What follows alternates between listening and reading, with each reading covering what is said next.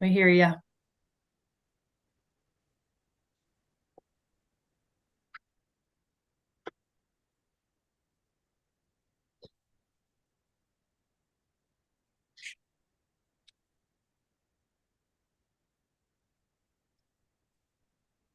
All right, so we are live in YouTube now. So if everybody wants to just mute their mics, we'll be in a holding place until the meeting begins.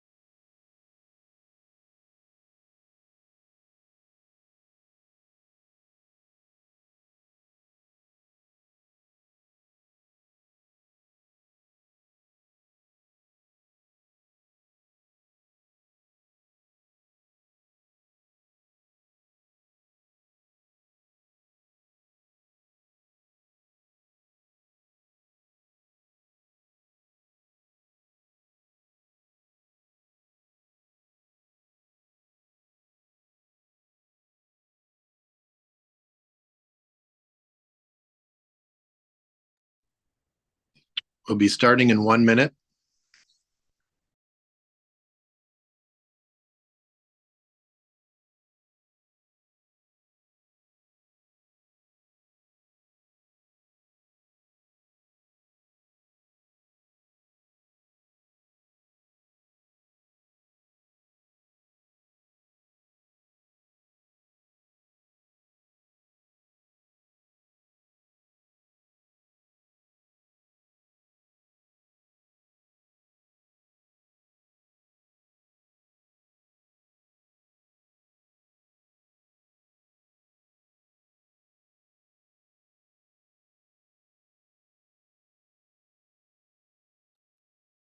We ready to go? We are ready when you are. I call this meeting of the Legislative and Citizen Commission on Minnesota Resources to order. It is Thursday, December 7th. This meeting is being held in accordance with the statute providing for remote hearings.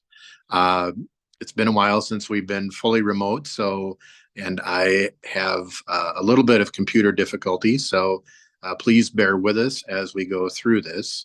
I believe the first item is to take the roll.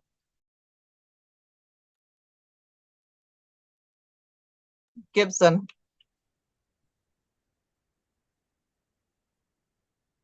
Gibson. Nancy, you're muted.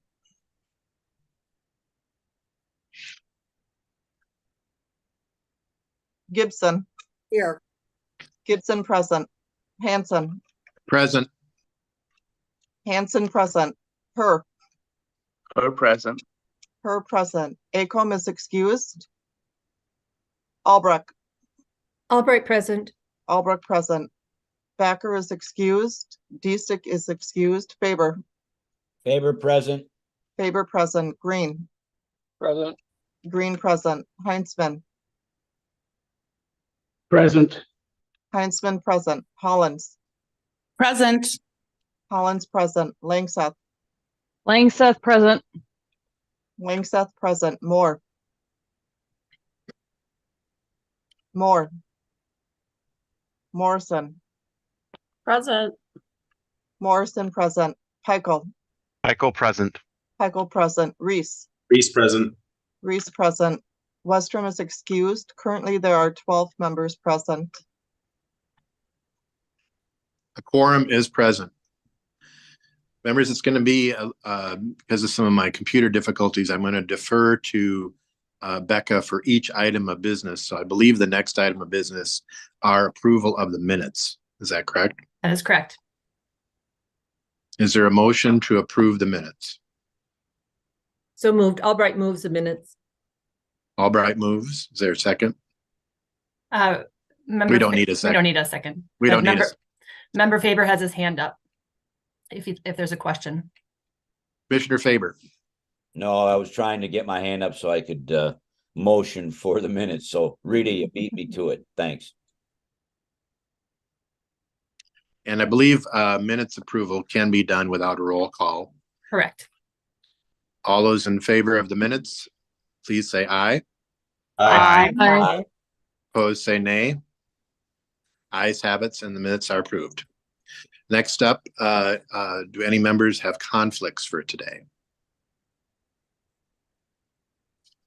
We have members Faber, Pikel, Reese with their hands up. We'll go with Commissioner Faber.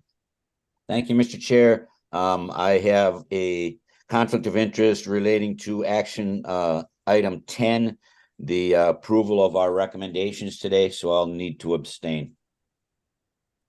Thank you. Commissioner Pikel. Thank you, Mr. Chair. There is a item number 7 on our agenda that's Minnesota DNR State Parks and Trails Division acquisition. I will be recusing myself from discussion. Thank you. Commissioner Reese. I'd like to declare a conflict of interest on 2024-076 Eric Cannon, improved agricultural ecosystems, and I will be abstaining from the vote. Thank you. Any other conflicts? I see one other hand up, or is that it? I believe that's it, Member Pikel, unless you had another. I think his hand is still just up from the last one. Yeah, sorry about that. Oh, no problem. Thank you. Director Nash, update? Good morning, members. Just real quick here, staff are working from home. The move from State Office Building to the Centennial Office Building is underway officially. However, we won't be set up there until next week, or probably our first day set up in the office will be on the 18th of December. Also, just so folks know who are visiting the Capitol complex, the tunnel from the State Office Building to the Capitol is now closed. You will start seeing our new address on our letterhead and RFP and other materials. We will be on Cedar Street. Also, the subcommittee on strategic planning will be meeting 30 minutes after the LCCMR meeting adjourns today. So we will close down this Zoom, and then subcommittee members received a separate Zoom link. So you'll need to log into that, and we'll start that up. Like I said, 30 minutes after the adjournment of today's meeting, which we're estimating will adjourn here about 12 o'clock, but we'll make that decision we'll figure out the time that the next meeting starts after this one. That is it for me, Mr. Chair. Members, any questions for Director Nash? Seeing none, we'll proceed to the next item of business. Director Nash, if you could introduce that. Mr. Chair, we have 2 presentations this morning from those projects that completed in 2023. The first one up is from 2019. This is called Improving Drinking Water for Minnesotans Through Pollution Prevention.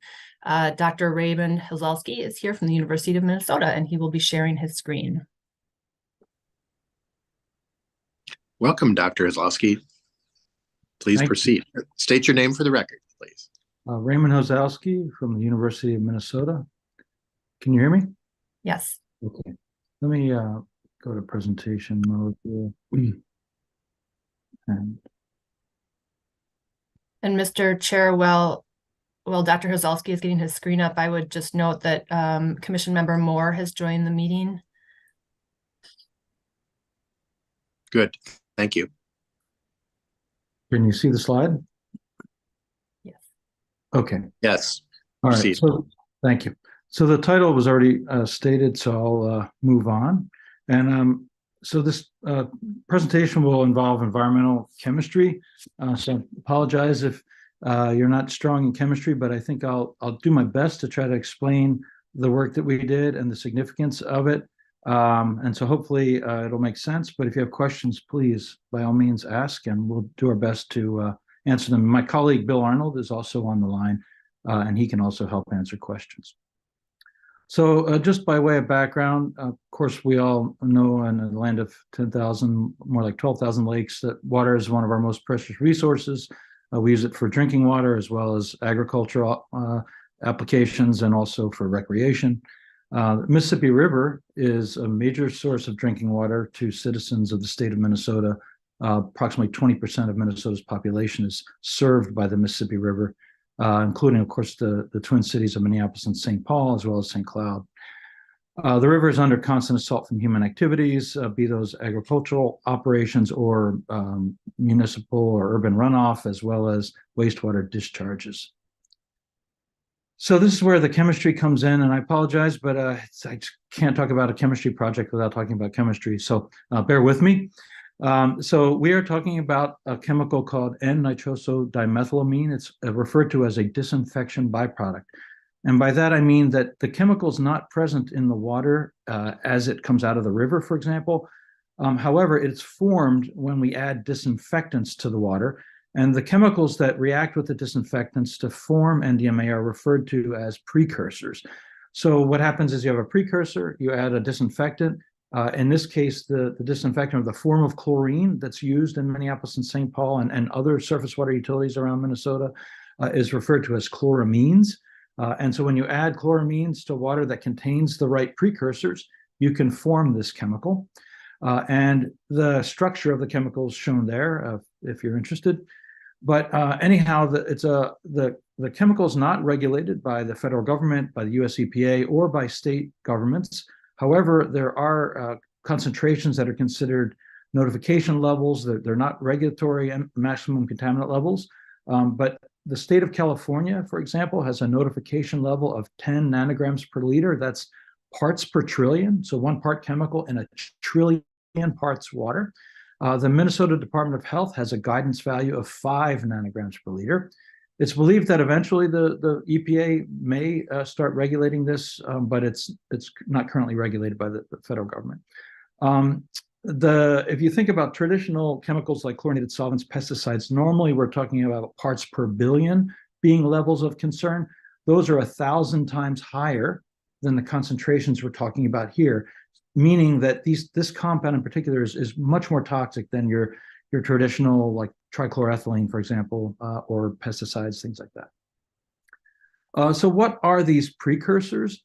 Again, this is more chemistry, but I'll try to explain this to you. So precursors are mainly anthropogenic, meaning human-derived chemicals containing organic nitrogen structures referred to as amines, either secondary, tertiary, or quaternary. So secondary amine would be a nitrogen group here bonded to 2 carbon atoms. A tertiary amine is this one here. It's a nitrogen bound to 3 carbon atoms. And then there are quaternary amines, which is a nitrogen bound to, of course, 4 carbon atoms. This molecule here is a pharmaceutical referred to, the chemical name is ranitidine, but you may know it as the trade name Zantac, which was an antacid for gastroesophageal reflux disease.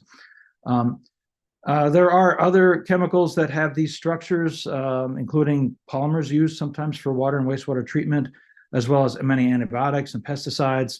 And so these are various industries or operations that could discharge chemicals that have these structures that could form NDMA, including wastewater discharges, agricultural operations, runoff, including containing pesticides, et cetera. So the research approach in this study was to sample river water. We focused on the Crow River, which is a major tributary to the Mississippi, just north of the Twin Cities.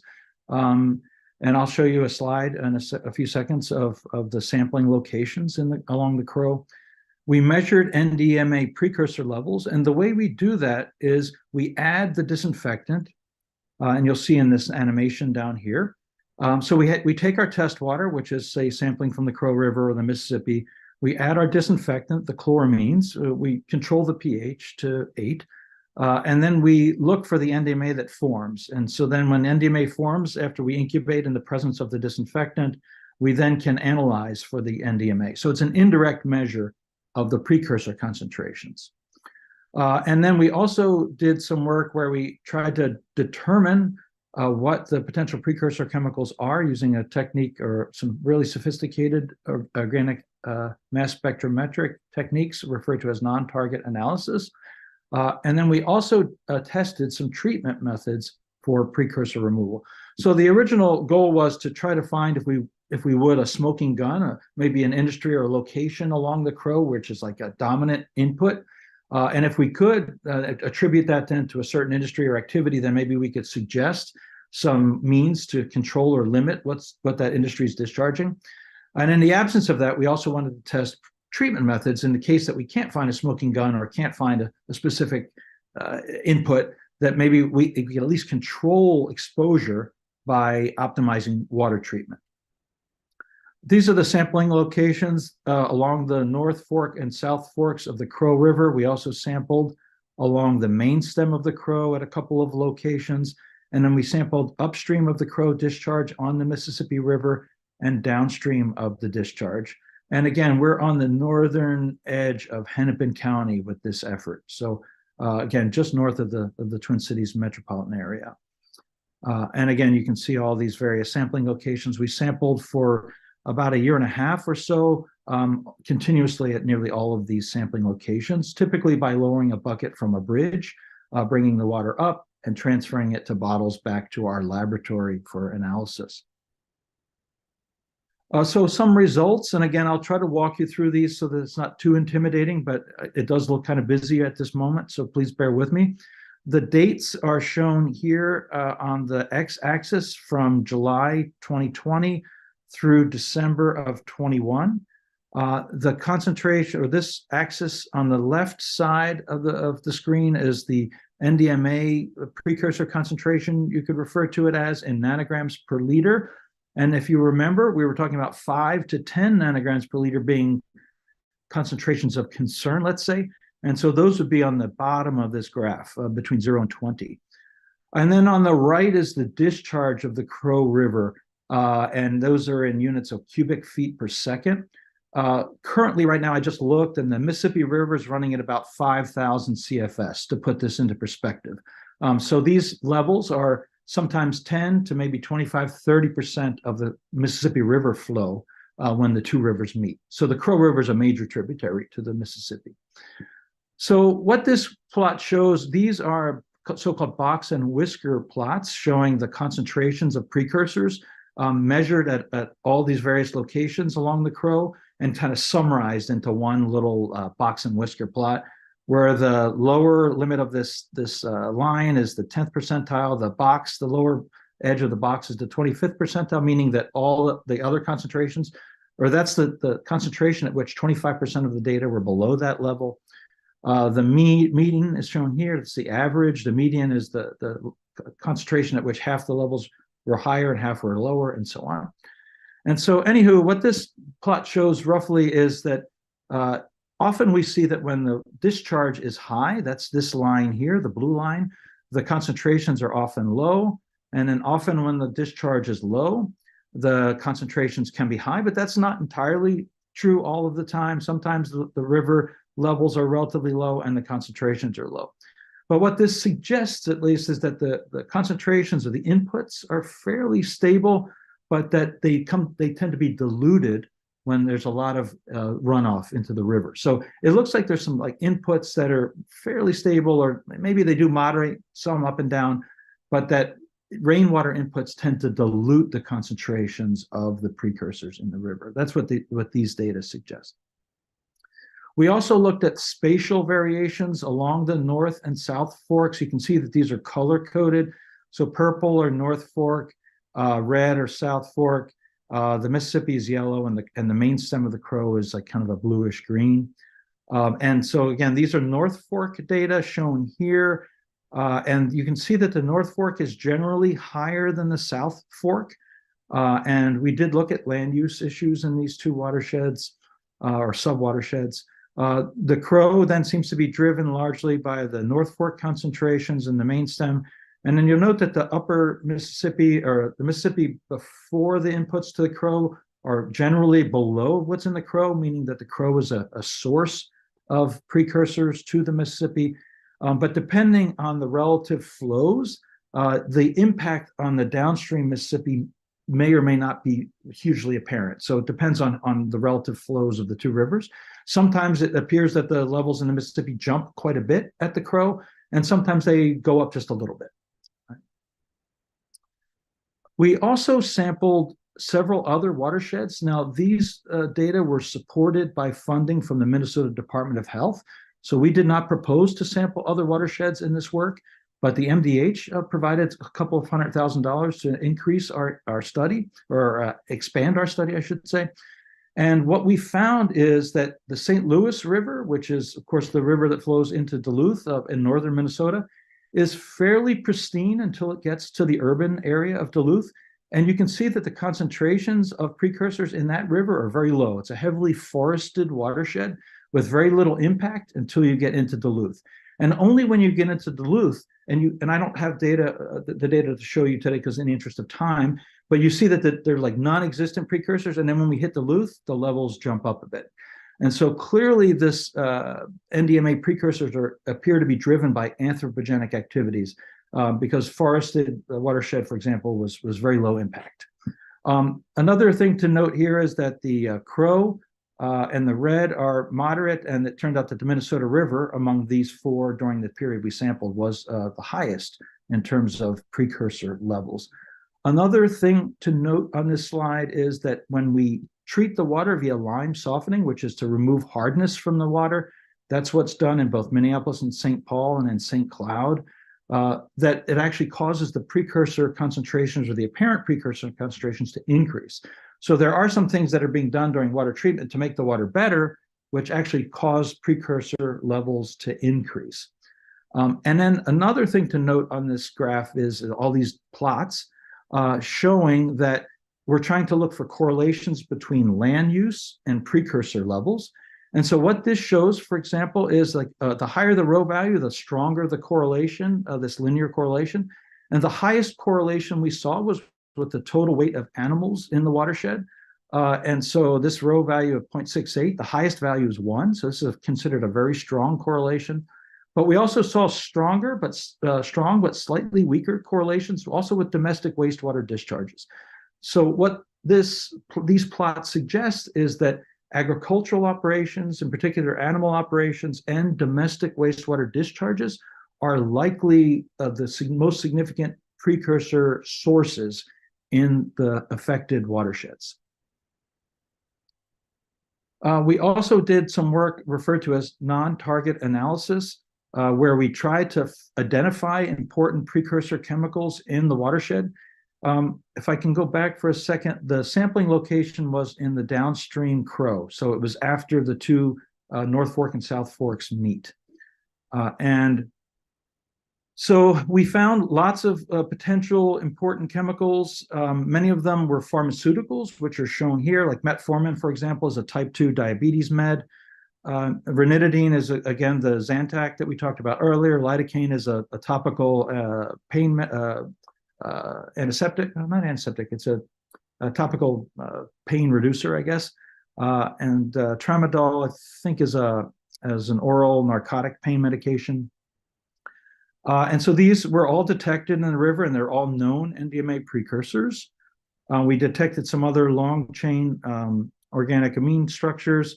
We also detected narcotics like cocaine in the river. And cocaine has an organic nitrogen structure, which makes it a potential precursor.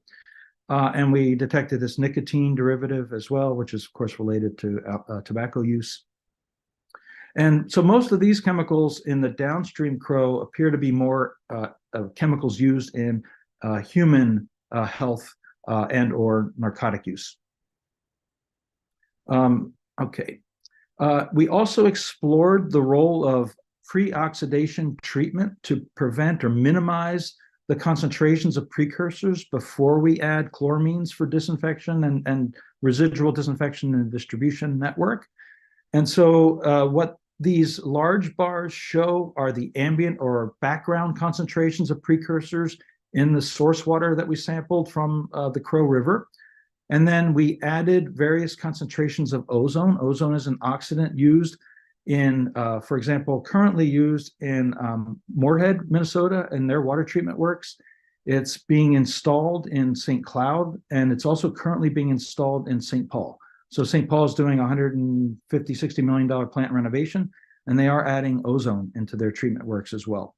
And so you can see that ozone has a dramatic effect on the concentrations of precursors. So these were before treatment, the high bars, and then after treatment, the concentrations were below 5 nanograms per liter, which was Minnesota's guidance value. Also, free chlorine exposure is also effective, as you can see here. We also did some experiments where we took river water and we spiked in ranitidine, which is Zantac, which is a known precursor, and we spiked in concentrations to really test the treatment. So we threw in 350 nanogram per liter of precursor in terms of Zantac or ranitidine. And what we found was that when we added ozone at increasing concentrations, we were able to get below this 5 nanogram per liter guidance value in the state of Minnesota.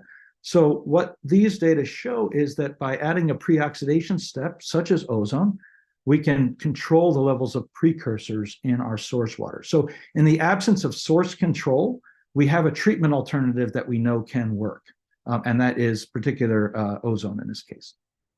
I'm not saying that all plants in Minnesota should install ozone, but these bigger plants that in the metro area, for example, I know Minneapolis is also considering ozone as well at the current time. So we have shared our results with both Minneapolis, St. Paul, St. Cloud, the water utilities that are potentially impacted, including, as I said, the metro area. We've shared the results with the Minnesota Department of Health, and we are currently scheduled on February 22nd to join a Water Issues Forum meeting that's joint with the Pollution Control Agency and the Minnesota Department of Health.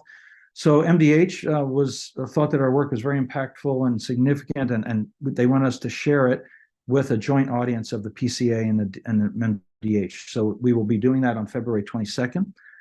We presented our results at the Minnesota American Waterworks Association Conference, which is held in Duluth every fall. We've also presented at national and international meetings. We published 3 scientific journal articles in peer-reviewed top-tier scientific journals. And so we're trying to get the word out about our work. And anyway, that's all I have to say. So thank you. Thank you. Members, any questions?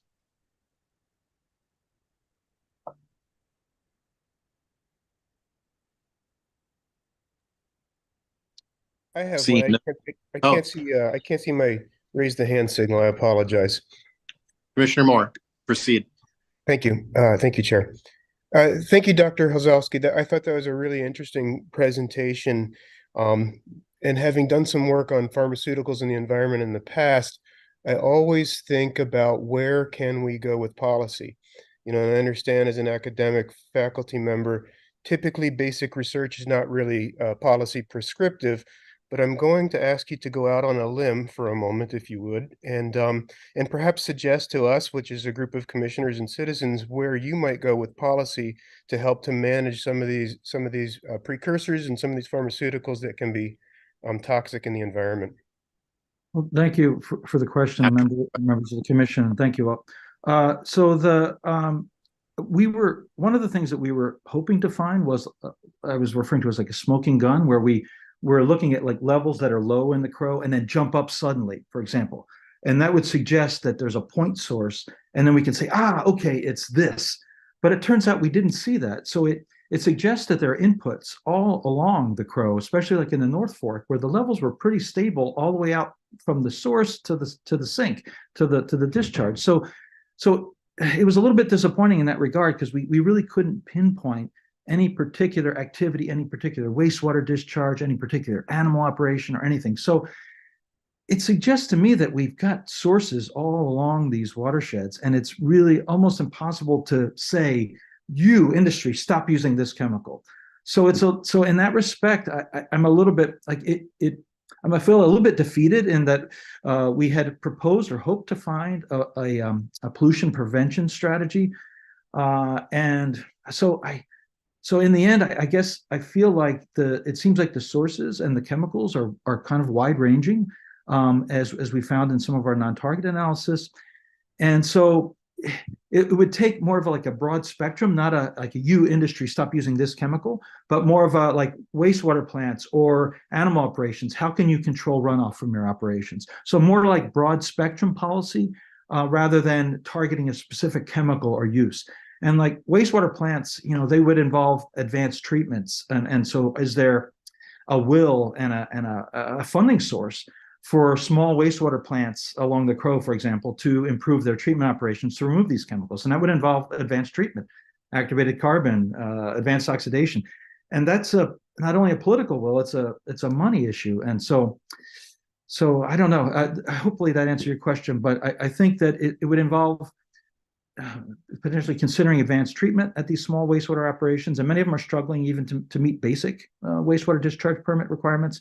And then also thinking about how to potentially improve how we operate animal operations to maybe minimize their impacts.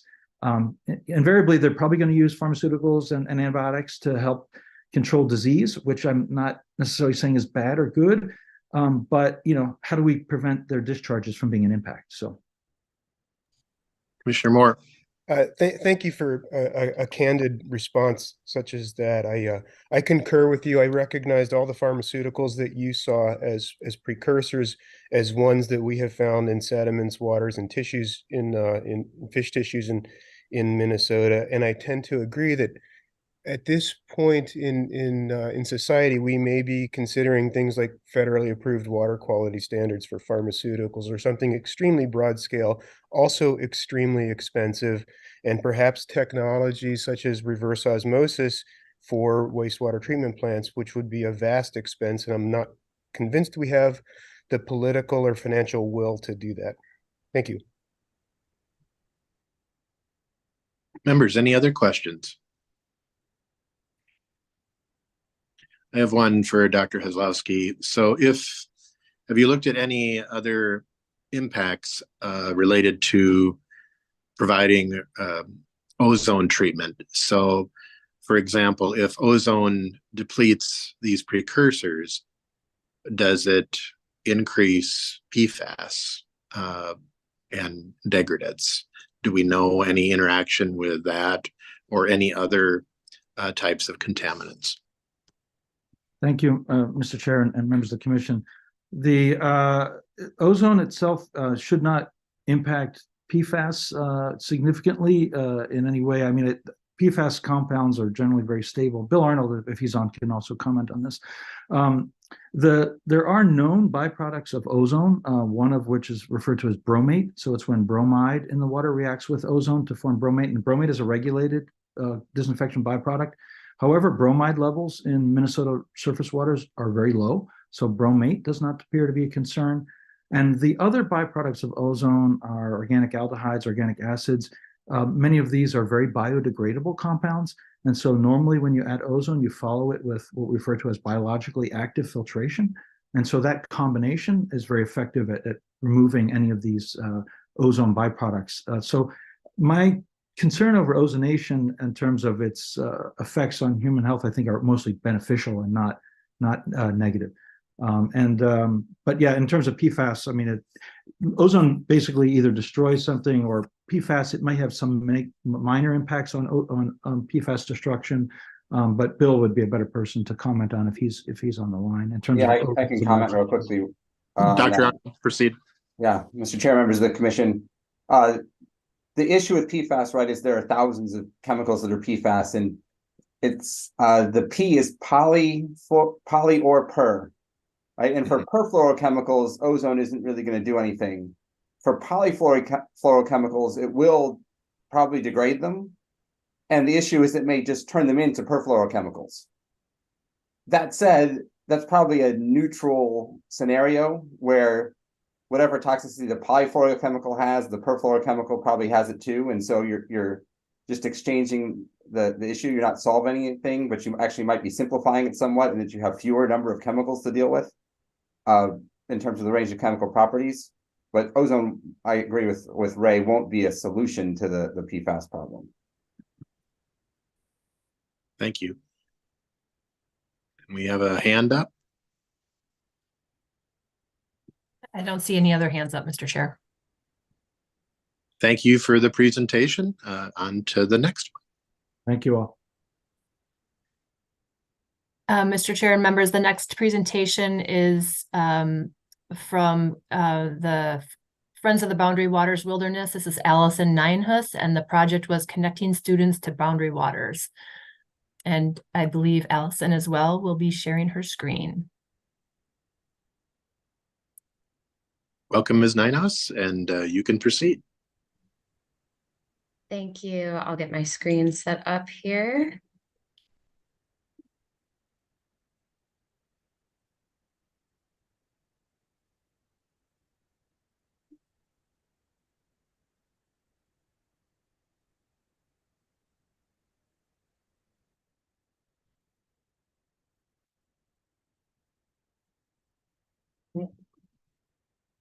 Are those slides visible to everyone?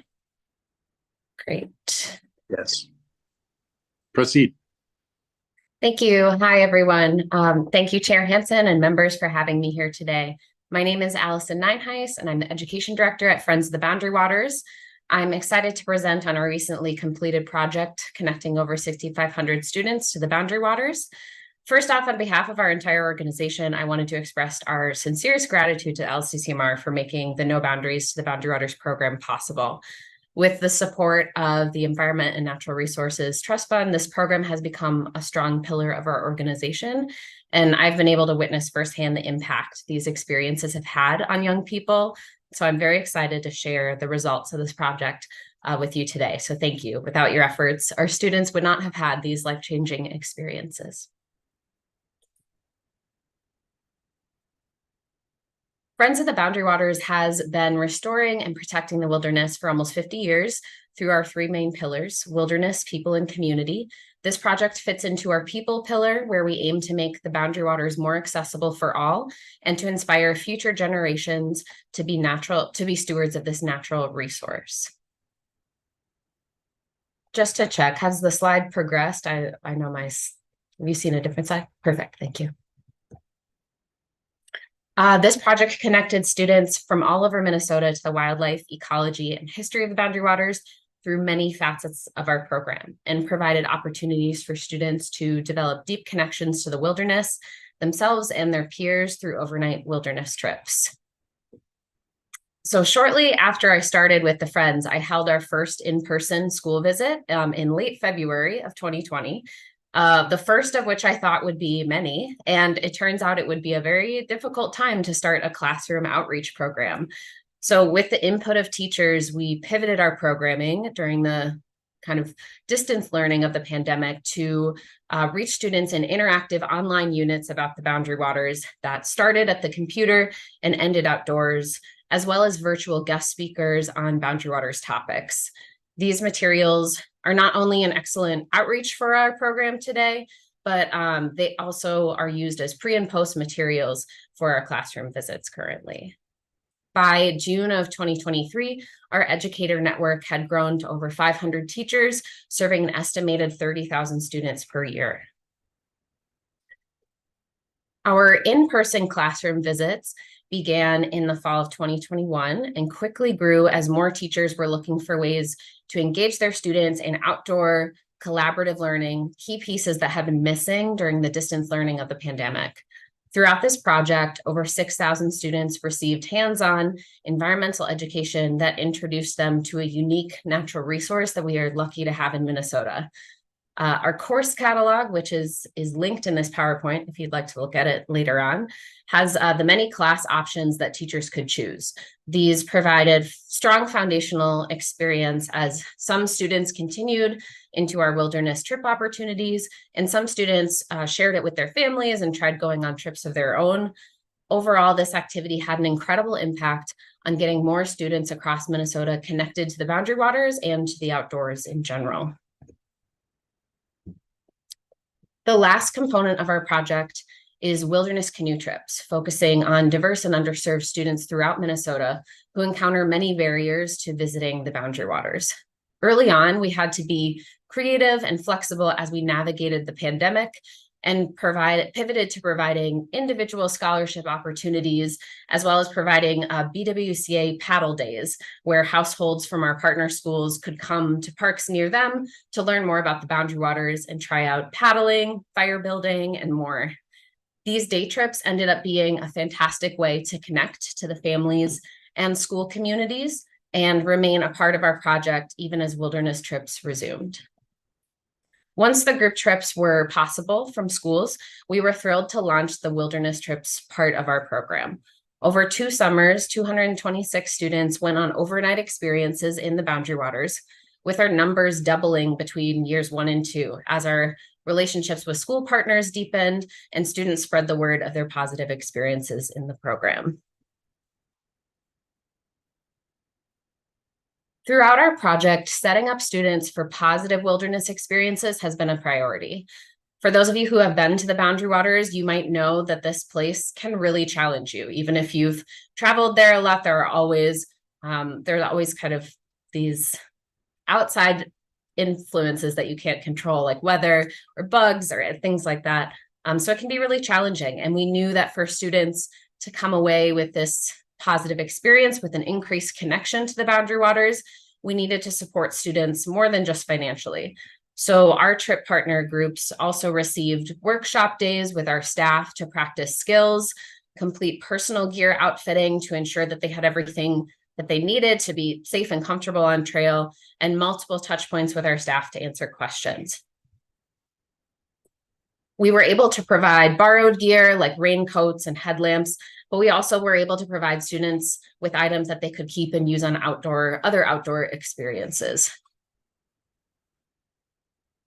Here's a snapshot of the geographic reach of the trips component of our program, with the Twin Cities having a higher concentration of schools.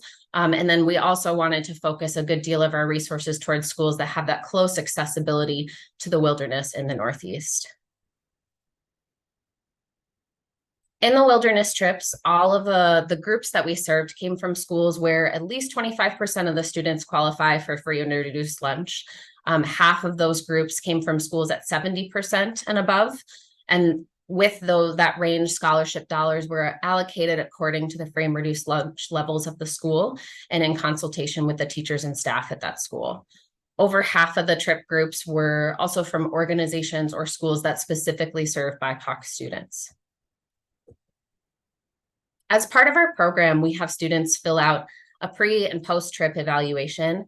And one of my favorite pieces is being able to see some of their reflections about their time on trail. So I included a few quotes and photos in here just to show you some of the growth that happens on trail when students have this experience that is so different from their regular everyday lives.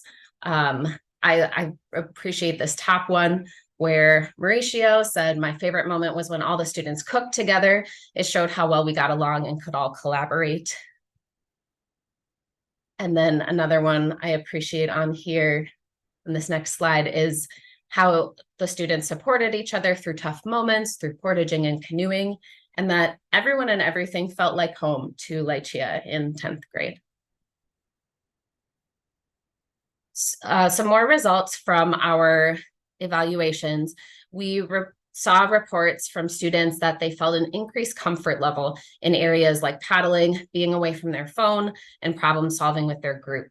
They also reported that they knew others better in their group and felt more connected to nature after the trip than they had before. As much as I could tell you more about these trips, we also got some footage from trips and more quotes from students. So I'd love to show you a short 1-minute video that gives a little overview of some of the experiences students had. Go ahead.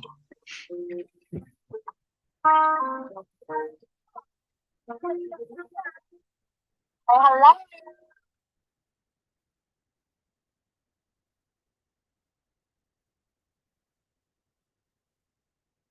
Oh, nice turn. That was a really good turn.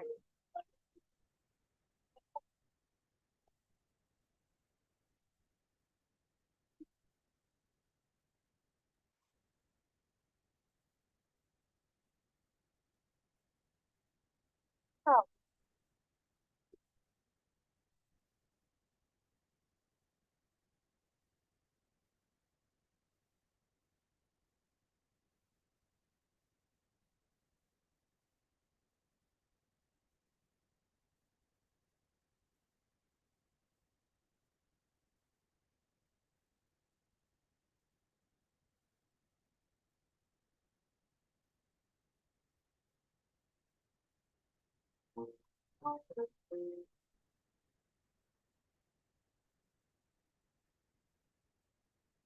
Thank you.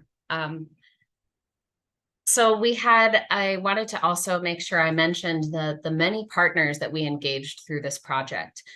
We didn't outfit or lead these trips on trail ourselves. We contracted different camps and outfitters and partners to engage students, and as well as students in other places for these day trips and preparation days. We also were able to engage other partners across the state to provide some of these local canoeing opportunities, as well as partners that were able to help provide some of the pieces of gear that I spoke on, as well as partners that helped us connect to groups of students. So this big web of partnerships, I think, really contributed to the positive experience students were able to have throughout this program. So to recap, since 2020, thanks to your support, thousands of students have had these amazing outdoor experiences and will continue to learn about the Boundary Waters each year as teachers are incorporating this into their yearly programs. We are also extremely grateful to have received another LCCMR grant last year to continue expanding the program in areas such as geographic growth, with increased staffing, and being able to provide a greater depth of experience and focusing on more of those pre-trip training experiences for students, as well as engaging students after trip opportunities in a leadership program.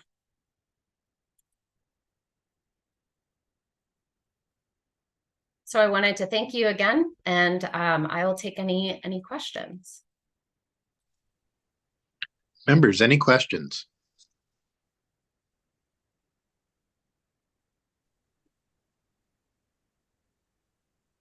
Senator Morrison. Thank you, Mr. Chair, and thank you so much for the presentation. This is just very exciting to see the Boundary Waters, access to the Boundary Waters opening up to people who haven't had that experience before. It's so important. And, you know, when I think about the mental health crisis that is facing our youth, and what we know about nature deficit disorder and the importance of connection to nature and the outdoors, it's just critically important to create opportunities like this. So thank you for your work, and thanks for that presentation. It brought tears to my eyes. I'm wondering if you followed up at all with any of the kids. It sounds like in general they had a very positive experience. I'm wondering if they expressed a desire to return.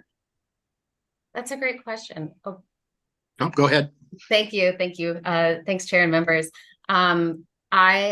We have with some of our groups that increased connection year after year makes sense, as we have some groups that are more community organizations where we might see students multiple years in a row. Sometimes it's a little harder to connect with students year after year.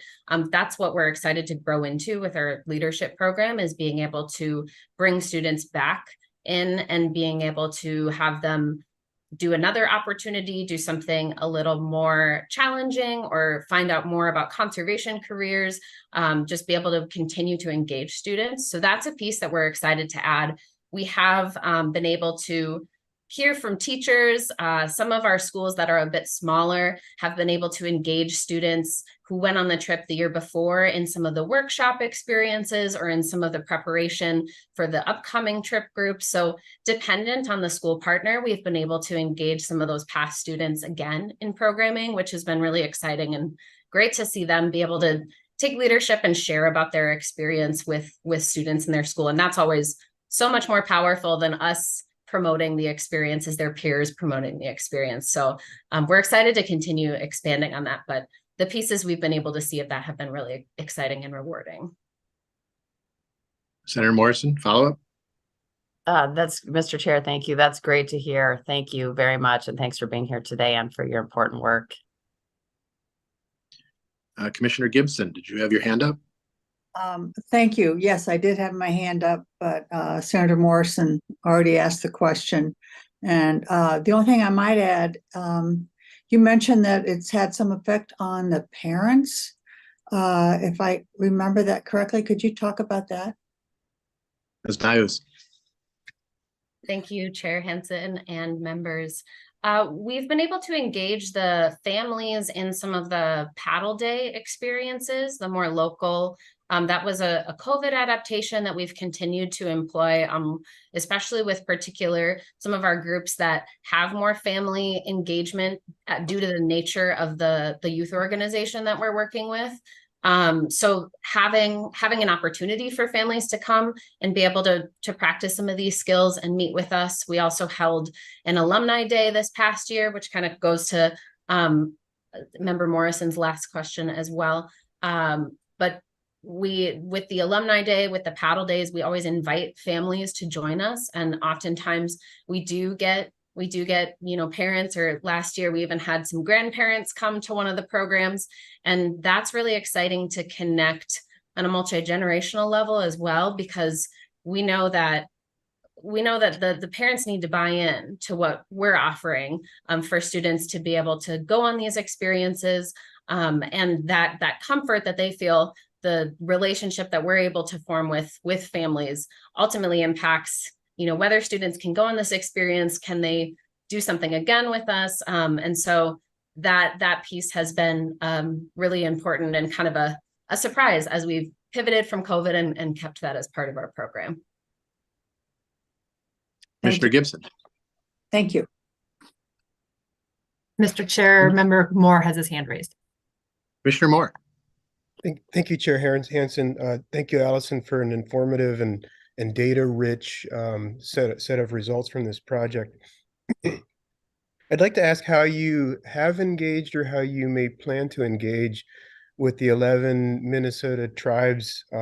Many of them also have environmental education initiatives underway, and there may be potentially alternative sources of funding to help support engagement with some of the Minnesota tribes on environmental education. So I'm just curious if you've begun that process and if you've had any success thus far. Ms. Ninos. Thank you, Chair Gibson and Member Moore and other members. We have been, in the last 2 years, we've been able to connect with the Fond du Lac Band for trip opportunities and preparation opportunities for students on those trips. So we had 3 different trip groups last summer go out from Fond du Lac, and that was a long process of building that relationship. We got approval from the council to offer these trip experiences, and worked through their natural resources department to offer and to do outreach on the experience for students with it. That we had a couple different schools participate, but students that were part of the Fond du Lac community. And so that was exciting to grow a bit last year. We're looking forward to having hopefully more enrollment on those trips this year as students kind of spread the word as we go into the second year of that program. We were also able to work with the Natural Resources Department to bring in speakers from the community onto these trip opportunities. So they were on a different type of trip where they were base camping, where people could come in, and we had a Bagaduewan game that Tom Howes brought up for the students.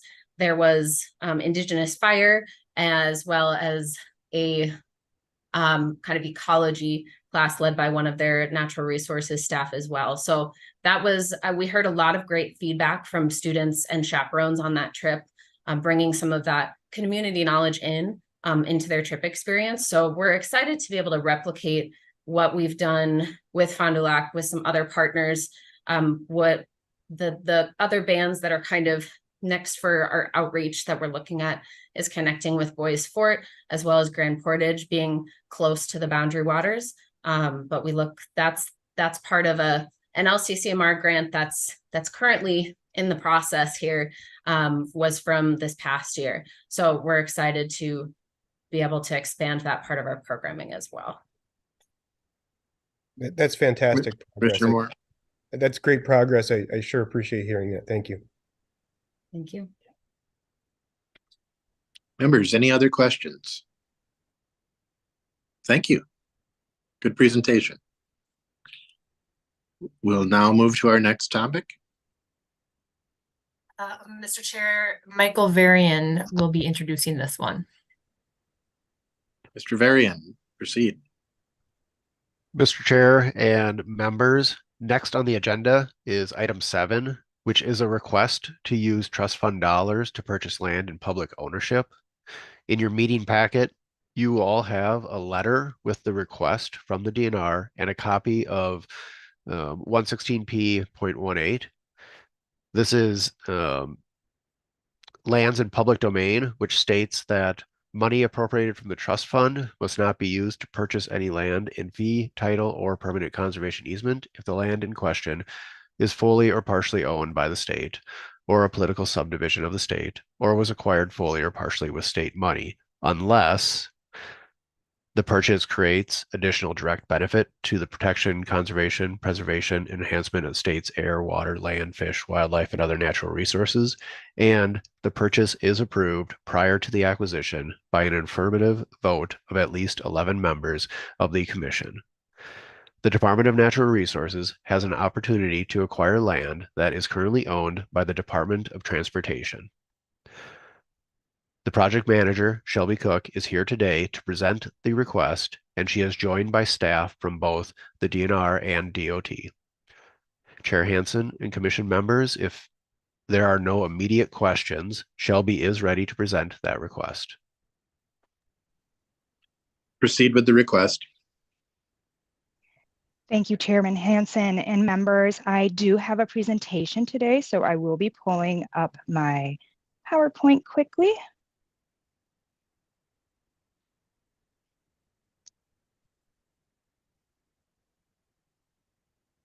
Are you able to see my screen? Yes. Perfect. Thank you. Thank you, Chairman Hansen and members. Once again, what exciting stories we just heard from our previous receivers, fund receivers. I'm hoping that this project will soon be one of those successes in the future. Today, we are going to talk about a property that is currently owned by MnDOT, as Michael has stated, and it is called the Illigen Truck Station. So the request, like Michael has stated, is, I'm sorry if this is showing, we are seeking amendment to ML 2021 to purchase publicly owned property. Just to put you in perspective as to where this property is, we are located in Lake County. The yellow boundary is Tetagooch statutory boundary for the state park. The property in question today is this green parcel right here along the lake shore. So we're looking at approximately 29 plus acres. And you can see that it is right along the lake shore here. So just a little timeline about this property. In 1934 through 1936, there were a couple different purchases of the property to make this whole property by MnDOT. In 1979, Tetagooch State Park was founded. In 97, the Tetagooch State Park's management plan includes the Lake Superior shoreline from Crystal Bay to Palisade Head. In the early 2000s, Illigen Truck Station operations was moved to the city of Silver Bay. Currently, the property and what we're looking at is no longer being used for any maintenance purposes. And since 2000s, MnDOT and DNR have been working in collaboration and trying to figure out how the DNR could purchase this property. Which brings us to today, 2023. We are requesting an amendment to purchase state-owned property with ENRTF funds. And I apologize, there is a typo on that slide. It should say state, not Tate. However, what is keeping us from being able to purchase this property or obtaining this property is Minnesota Statute 161.44, Subdivision 1. Essentially, this statement states MnDOT can sell the land to their discretion, the commissioner's option of fee or no fee in a conveyance of no fee. And the commissioner at this point has decided that they would like to sell the property for the appraised value. And it does state in here that they have the option to give to other state entities. However, at this point in time, they would like to receive the funds that they put into this property. And they use trunk highway funds to purchase this property in 1934 to 1936. And with the subdivision 9, the funds will go into the trunk highway funding.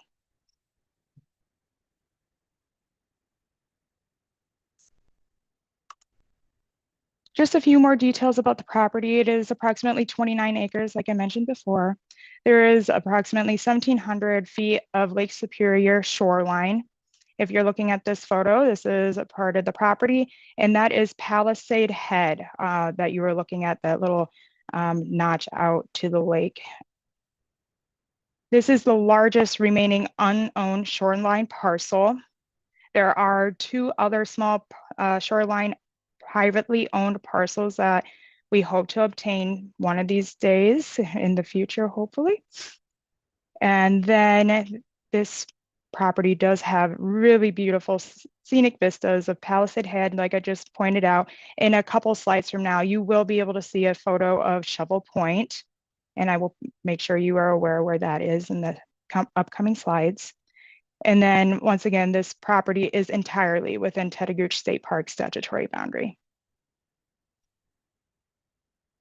So currently, what some risks and benefits of this property is in the current ownership of MnDOT versus the potential ownership of DNR is the active management. Since currently MnDOT is not utilizing the site, there is very little oversight of the property, showing that it is going to be actively managed.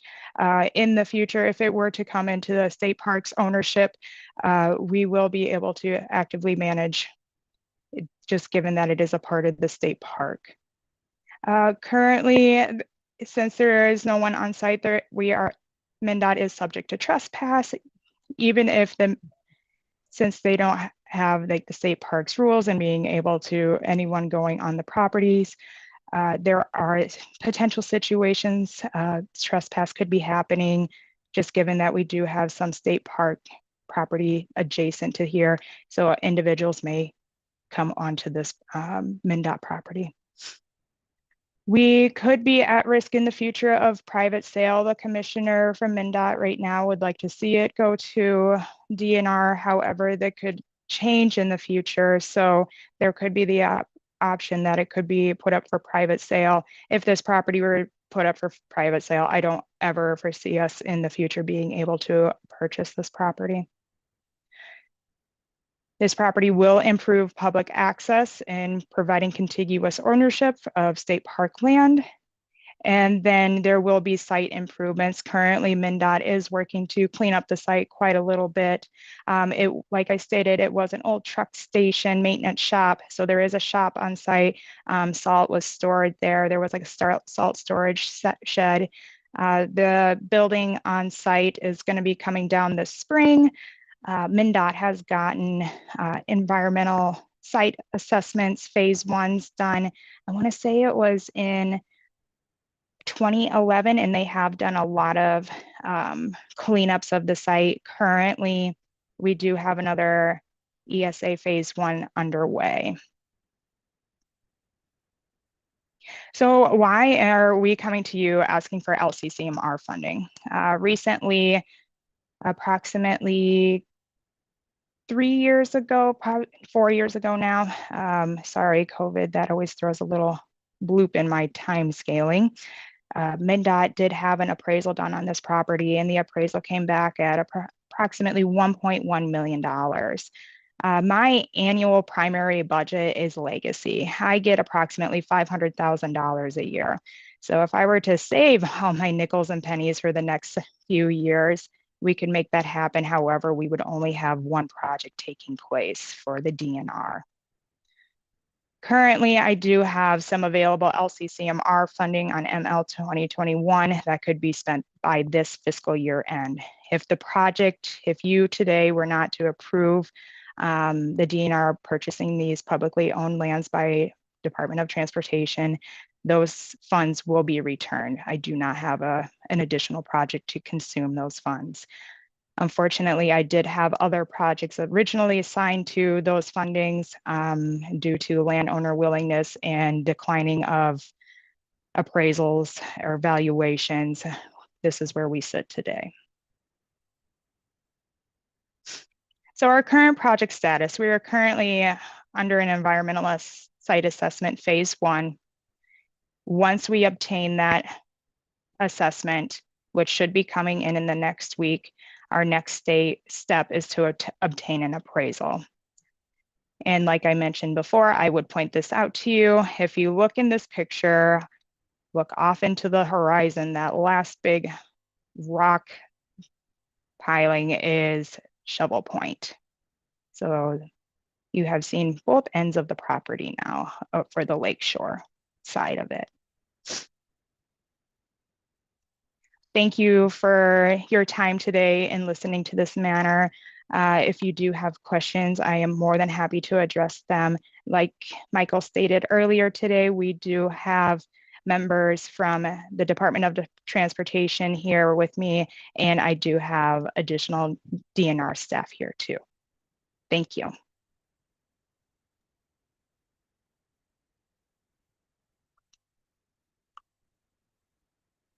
Mr. Chair, I see Member Gibson and Member Reese and Member Langstaff with their hands up. We'll go with Member Gibson. Thank you very much, Mr. Chair. I move to approve this purchase by the state parks for this wonderful opportunity for opening up a little bit more of Tetagooch State Park. Gibson moves. We have 2 other members with questions. Commissioner Reese. Thank you, Mr. Chair. I have some concerns about this request because you're talking about Department of Transportation and DNR, and frankly, it's all property of the state of Minnesota.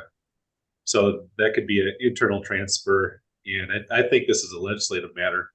We're taking funds that could be used for other in-holdings and other projects to apply to efforts that the state, this is the reason why it was in the statute was written as it's written, because it doesn't make sense that we're taking constitutionally dedicated funds and transferring them to the Department of Transportation for trunk highways. And that's exactly what we're doing here. And I just feel that this could be a legislative matter where the property is transferred internally and not involve LCCMR. Thank you. If the Department of Transportation could answer the question.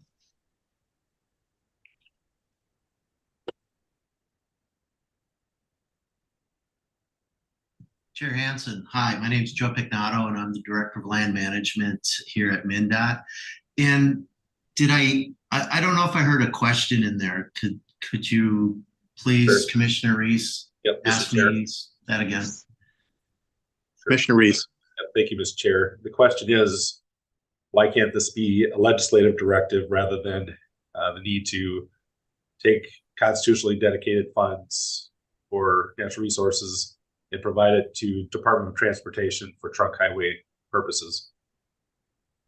Just give you a little background on what we're doing when we sell our property is that we are reimbursing the trunk highway fund, and that's what we look for, because we've taken constitutionally dedicated transportation funds to purchase this property. And through the statutes that we have out there, it indicates that we need to replenish that fund with the sale of this property. Mr. Chair. Commissioner Reese.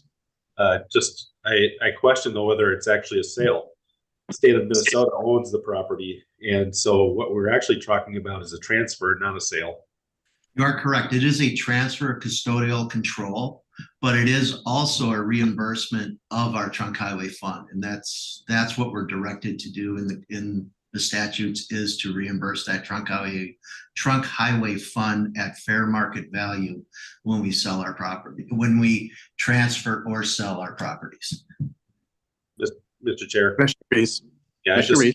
I feel that we're parsing words here. I think what you said is the sale of property, and this truly is a transfer within the state. The state of Minnesota owns the property.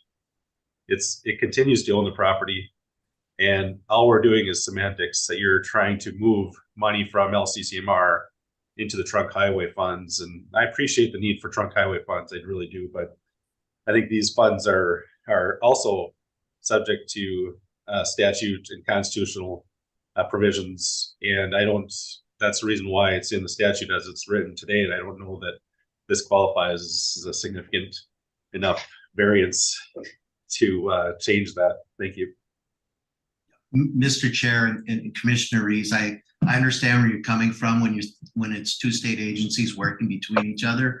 I know when we do also get transfers of custodial control from the DNR, we are also paying for those at fair market value in some situations because it is a different fund. You know, MnDOT uses, and as you know, as those constitutionally dedicated funds through the gas tax and the motor vehicle taxes, and that's what we use to purchase our right-of-way.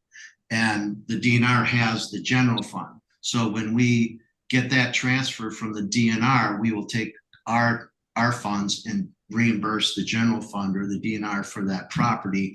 This is just in reverse, that type of situation that's occurring here.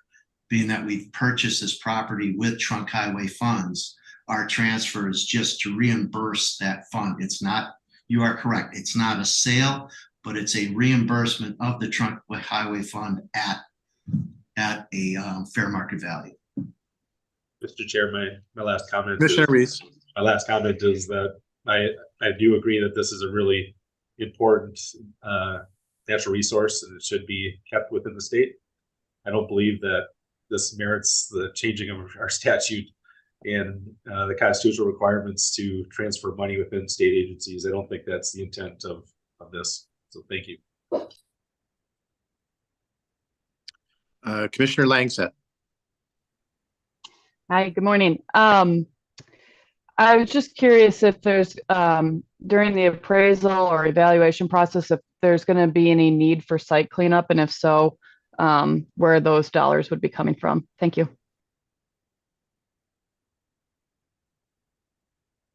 Would DNR or MnDOT prefer to answer that? This is Shelby from DNR. I can take a quick stab at it. Currently, that site is under an environmental assessment, site assessment phase 1. That should be completed here within the next week or two. Of the findings of that report, MnDOT has agreed to pay for any site cleanup that is to take place. However, whatever those funds are, I will let MnDOT relay that information. If MnDOT could answer the question.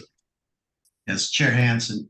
Currently right now, for the cleanup activities that we have going on, there is a building removal contract and a contaminated soil cleanup, as well as sealing off of a well, which is roughly a $100,000 contract that we are paying out of the trunk highway fund.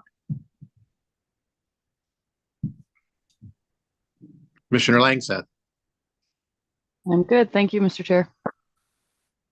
Senator Green. Thank you, Mr. Chair. I agree with Commissioner Reese. I'm not going to rehash everything that he said because he did a very good job of explaining it. But because I too, when the first time I read through this, it's pretty apparent to me that the purchase or transfer doesn't meet the regulations as set forth within the LCCMR and the trust fund. And it sounded to me like when the DNR representative was explaining this, she was actually trying to look for reasons. And I've heard these kind of statements before that, you know, this might happen or this might happen. But at the end of the day, this just doesn't meet the qualifications for enhancement of the land. And so I'll be a no on this.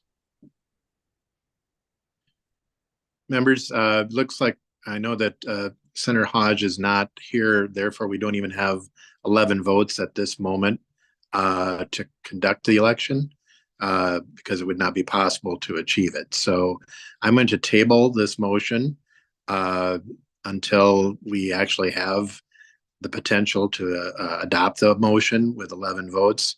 I believe item number 8 is the next item and does not require any voting or a supermajority for voting.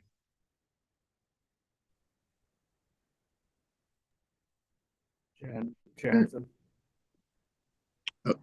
Senator Hur is here. Senator Hur.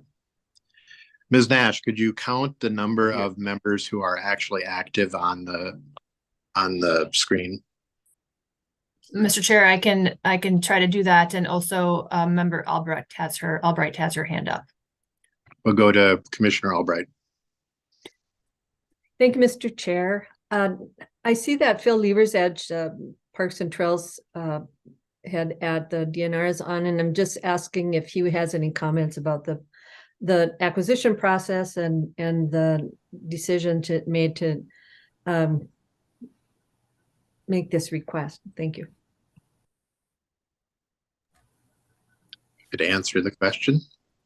Sure, Mr. Chair, Commissioners. I'm Phil Leversedge. I'm the Deputy Director for the Division of Parks and Trails. I also happen to have had the experience of being the park manager at Tetagoose State Park during the time that the management plan was updated in the 1990s. And so it's been about a 30-year goal of the department to be able to fully protect that lakeshore.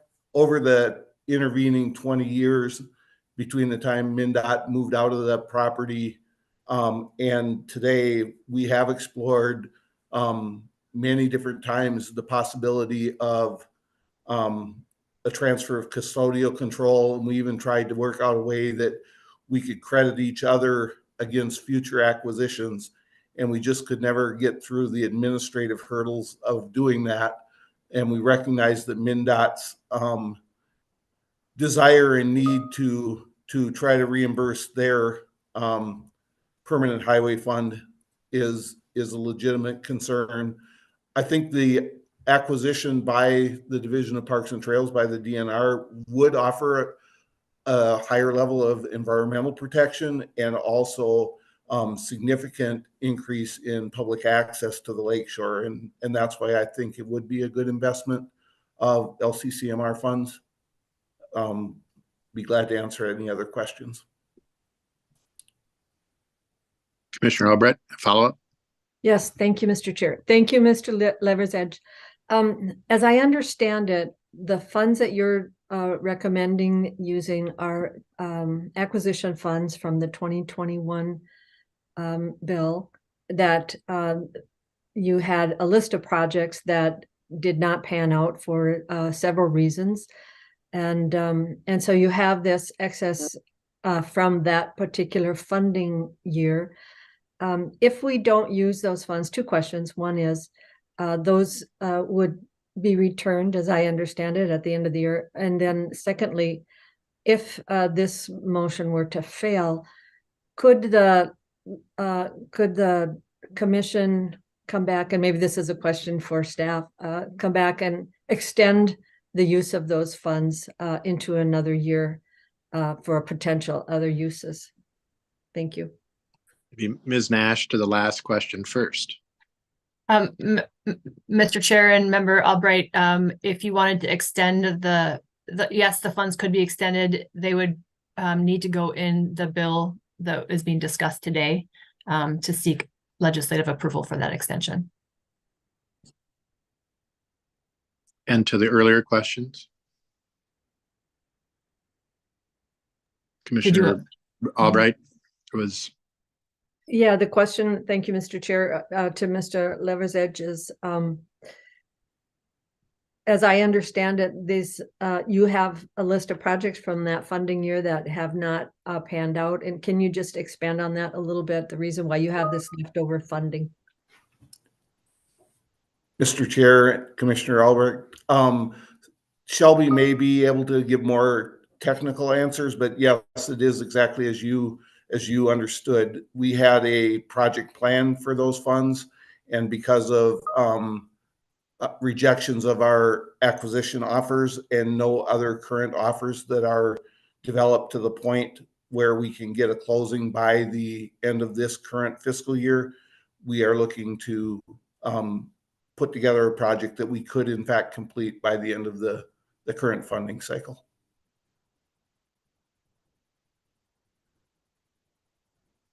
Thank you. Commissioner Reese. Thank you, Mr. Chair. Question for you, Mr. Leverage. Are there other means to which this property can be transferred, either legislatively or through the administration? Mr. Chair, Commissioner Reese, we've spent 20 years looking for potential ways. There are, both agencies work with transfer of custodial controls. And I think the big issue is the question of the permanent highway fund statutory language and which language supersedes the other language. That's where we've run into problems on a traditional transfer of custodial control.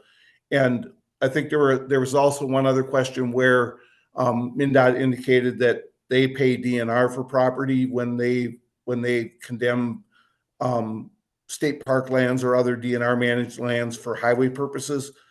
Many times that will have land and water conservation funds, federal encumbrances on that land, so that the most straightforward way of taking care of that conversion is through MnDOT actually paying for the conversion.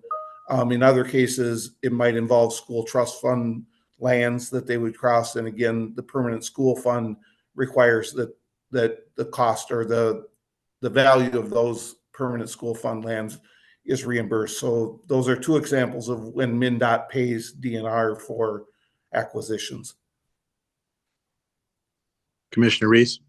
Thank you, Mr. Chair. Is it not true that the legislature can have an amendment to statute and do this on their own? You're asking a commission to take a variance on a statute. And to me, that's not appropriate for this commission, that this is more appropriate for the legislature and the governor to decide rather than us. It's the same issue on both sides. You're saying that the trunk highway statute can't be changed, but you're asking us as a commission, not a legislative body, to go against that statute. So thank you. It would appear, that and I don't know if we have legal counsel, if Mr. Stanley or Ms. Taylor is on, but that the legislature provided authority to the legislative commission in the absence of the legislature being able to act, that the legislative commission would have the ability to provide for this, as we're not in session all year round.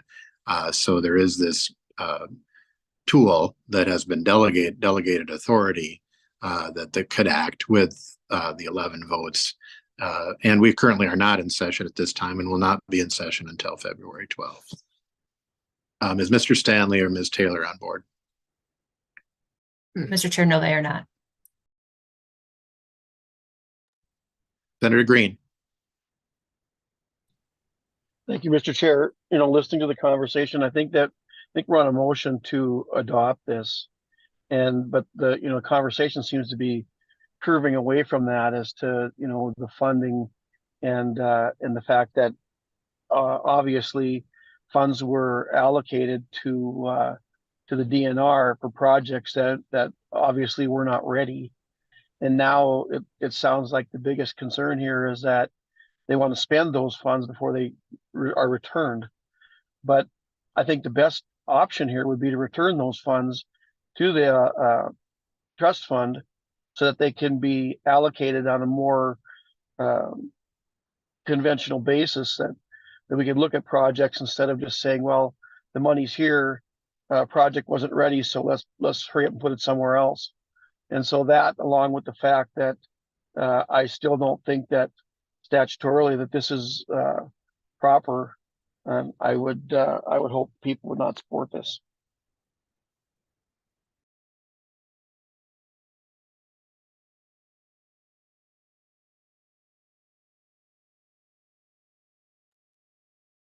Mr. Chair, you are muted.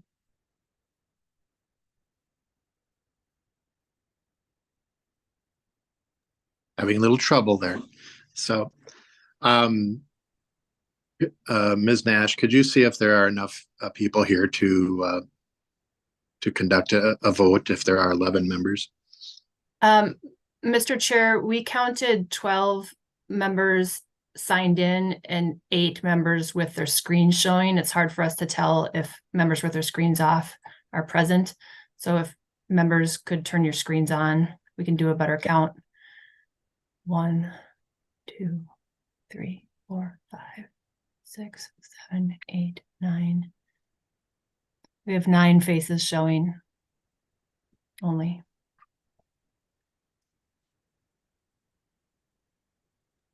Mr. Chair. Commissioner Albright. Thank you. Just a comment on Senator Green's comment. What I heard the DNR representative say is that the projects that they had planned were in the works, but either landowners chose not to sell, or assessments could not be completed, or the offers that were made were rejected. And that is often the case when you're talking about acquisitions, that there's a timeline that includes a lot of legal work. State assessments are often delayed and are somewhat challenging to accomplish. So I'm not sure that one could say the projects weren't ready, but one could say that some projects were rejected. Thank you.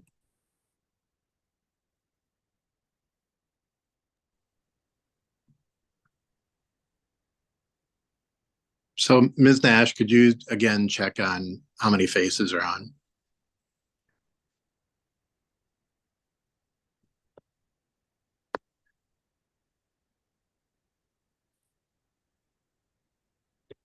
Ms. Nash? Yep, Mr. Chair, I see 7 faces now. Although there's one member with a hand up, so that would be 8. And then that one member has a conflict of interest on this one. So that would be 7 available to vote. Senator Green. Thank you, Mr. Chair. That's what I was going to say. I know that my camera's not on. I've tried numerous times to put it on, but it will not. It could be my internet because I'm on the road, but just wanted to clarify that I am here. So. Thank you, Senator Green, and we account that you're here. Members, what I'm trying to determine is, because we have one member who has a conflict, that if we take a vote, it may not be achievable to obtain the 11 votes. Therefore, we should not take the vote if it is not achievable. So I am going to table this because of we do not have the ability based on the last count. We know there's 10, but 1 conflict. So we are going to move to item number 8 until we have and then I will take it from the table when there are enough people to vote. Move to item number 8, Ms. Nash. Okay, Mr. Chair, there is a spreadsheet in your packets under agenda item 8 that lists the 79 projects that completed under calendar year 2023. The spreadsheet provides a link to the final report or to the location on the website where the final report will be posted once it is ready. The last couple of years, we've been providing you this spreadsheet along with a soundbite of the results of the project. As soon as that is ready, we can email that out to you so that you can have a chance to read those. And we do like to select some of those completed projects to bring in for presentation like we did this morning and like we did the last couple of meetings. And so if you see another project on this list that you'd like to hear from, please let me know so that we can schedule them for presentation for a future meeting. And just want to say to project managers of completed projects, thank you for your efforts to protect, conserve, preserve, and enhance Minnesota's resources. And thank you also for your patience while we continue to work through those final reports. And Ms. Nash, I know after the last meeting we had presentations, and some members had wanted to be able to use the videos or access the videos that were presented, but they were not available yet.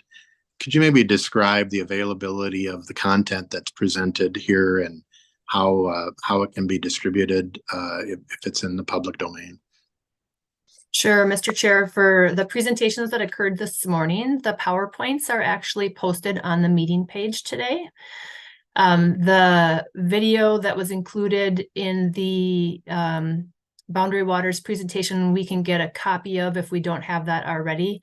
We do save any YouTube presentations that our applicants produce. We try to save those onto our YouTube channel. So we have, I don't know what you call that, a sub channel in the ENRTF login that is specifically for funded projects. There was a question with the presentation that was provided at the last meeting. Many of you know that it is a contingency of funding that applicants acknowledge funding from the trust fund in all distributed products. And so we were making sure that that acknowledgement was attached to that video. And as soon as it is available, we will send that out to members. And so we're still waiting for that. Commissioner Gibson. Thank you, Mr. Chair. I just wanted to commend staff for completing all these projects amidst staff shortage and a major move and all the other challenges. So I just want to make sure that you get a pat on the back too. Thank you. Thank you, Member Gibson. Good work. Thank you. Why don't we proceed to the next item of business? I believe that we do have the ability to take action there. So Ms. Nash, if you could proceed. Great. Members, Mr. Chair, members, we are on to approval of the 2025 RFP. Posted on the meeting page is the draft RFP that we sent to all members along with a survey on the changes that were discussed at the last meeting. These changes are highlighted in yellow on the RFP. Noah's going to discuss the RFP survey results related to those changes, but first I wanted to go over some of the other changes that you will see on that draft. And most of these are indicated in red text. On page 6, you'll see the red text related to financial capacity. And we did discuss this a bit at the last meeting, but here they are now written out. These are the newly updated required documents that applicants are required to submit. And this is as a result of the laws passed last year related to sort of fiscal oversight of grantees of legislatively directed appropriations. Also, as a result of the capital construction projects laws that passed last session, we have updated the document that is listed here called Capital Construction Project Requirements. And if you click on that link, you can see a draft of our requirements marked up with the changes. Mostly these are match and full funding and no conveyance or alteration of intended use, and a couple others. Some of the changes to law that went in related to fiscal capacity and capital construction projects also flowed over into our land acquisition and restoration requirements. So you can see those on page 7 of the RFP. And again, you can click on those links to see the marked up changes. The land acquisition, especially as it relates to lands acquired for purpose of capital construction, are now subject to those match, full funding, and consultation requirements. Also in the restoration requirements document, some large-scale restoration projects where there's a lot of earth moving, such as for stream channel construction or large-scale wetland restorations, would also now be considered capital construction projects and so be subject to some of those changes. So we wanted to be explicit about that to you and to any applicants that they need to be aware of that when applying for funds. Some of those changes also affected the template resolutions on page 10. These are the resolutions that non-state entities are required to provide to show that they have authority to apply for funding from the trust fund. And now those resolutions need to reference the match as it relates to capital construction projects. And also nonprofits need to disclose any liens on their assets. And that was one of the changes to the financial capacity laws that were passed last year. One more change that we put on those requirement documents, I'm sorry if I take a step back. As I just mentioned about the requirement that all projects funded with Environment and Natural Resources Trust Fund are required to acknowledge the source of funding in any materials, publications, news releases, websites, etc. We thought that, especially with regard to some of these capital projects, it was worth reminding folks of the sign requirement that's there, that signs need to be posted on the property that either use the logo or that acknowledge the source of funding. And so we did add those onto the requirements spreadsheets and thought it was a good idea also just to indicate that the signage should be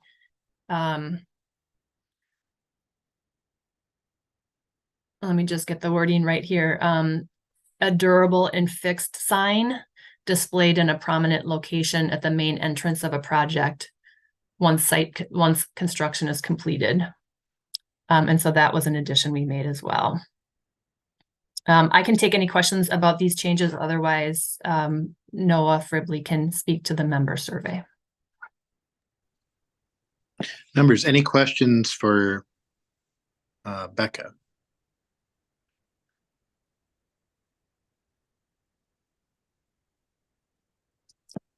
Noah, if you want to proceed. Thank you, Chair Hansen and members, and good morning, everyone. As Director Nash said, this poll asked about changes to the RFP that were suggested during the November 16th meeting. 13 commissioners responded to the survey and voted on 8 changes to the RFP in that poll. I'll point everyone to the handout for this agenda item in the meeting materials if you want to follow along. So we used a threshold of 9 votes, either yes or no, to determine if the particular results asked about in the question was supported. I won't go through every poll question one by one, but I'll highlight that 6 of the 8 questions met that threshold of 9 votes in the affirmative. The other 2 of the 8 questions had an inconclusive result based on the poll and that threshold that we used. And we looked to the Commission for guidance on how to proceed. I'll briefly run through those 2 questions, and these are on page 1 of the survey results in the meeting materials. So question 2 asked, do you support deleting proposals to develop new curriculum will not be considered, as shown under environmental education, which is category C, and subsection 2 on page 4 of the draft RFP. We received 4 yes votes for that question, 8 no votes, and 1 vote that suggested a modification to the proposed change. Question 3 asked, do you support adding establishment of ecosystem service markets as a new subsection, as shown under methods to protect or restore land, water, and habitat, which is category F, and that would be subsection 5. Which is found on page 5 of the draft RFP. So we had 5 yes votes there and 8 no votes. So thank you to everyone who provided input on the suggested changes to the RFP. And as I said, we look to the Commission for guidance on how to proceed with these so we can approve the RFP and release it in January. Thank you. Members, any thoughts? So Commissioner Reese. Mr. Chair, I'll move that we go with the majority on question 2 and 3 to resolve those 2 inconclusive results. So they would not be supported in either case. Reese moves. Any discussion to go with the majority on items 2 and 3, and that would mean that they would not be included. to the motion. Commissioner Reese, did you want to make the case, or did you want to go to the discussion? Commissioner Gibson. Thank you, Mr. Chair. I would ask for an amendment. And to number 2, I would like to come up with some sort of compromise where it would say new curriculum may be considered. And so that's my amendment. Mr. Chair, I'll accept Gibson moves. Mr. Chair, I'll accept that as a friendly amendment. Gibson moved. Thank you. Is there any discussion? What would, if it may be included, then doesn't that have the same effect of including it? Thank you. I think what it does is allows people, if there is some new guidance, there is some new science, that we can include it. I think it's for us to ignore the value of education and how our world is emerging with a lot of different topics that I think we're not saying it will be, we're saying it may be. So. Mr. Chair, this is my Commissioner Reese. Thank you, Mr. Chair, and I accept that as a friendly amendment because I think it's important to open it up to on a case-by-case basis, and I think the may insinuates a higher threshold that if you're going to propose this curriculum, that you better have some good logic behind why it's necessary. So that's why I accepted Mr. Gibson's amendment. Thank you. Commissioner Reese, I appreciate that. I do have a question I think it's important to have plain language. So if the intent of the motion maker was that it may allow new and updated, I would, speaking as a member, not the chair here, I would encourage that to be the actual intent that's stated, that may include new or updated curriculum. New or updated scientific information in the curriculum. I agree. So Commissioner Reese, if we could add that to your motion, is that all right? I would have to hear the new motion before agreeing to that. Okay. Language. Commissioner Gibson. My amendment would be that new curriculum should include new and updated curriculum. I have that right? Scientific may and new scientific information, updated information. Did I get that right? Mr. Chair. Yeah. I'm sorry to be confusing here, but I'm going to say no on that. My understanding was that proposals to develop new curriculum will not be considered new as what the other says there.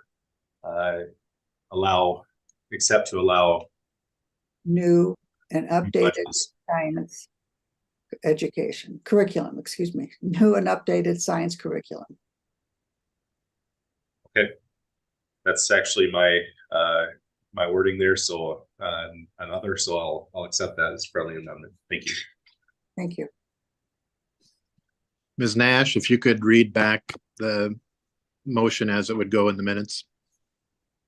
Mr. Chair, I believe it is now proposals to develop new curriculum will not be considered except to allow new modules within existing curriculum or updating curriculum to reflect current state of art or knowledge.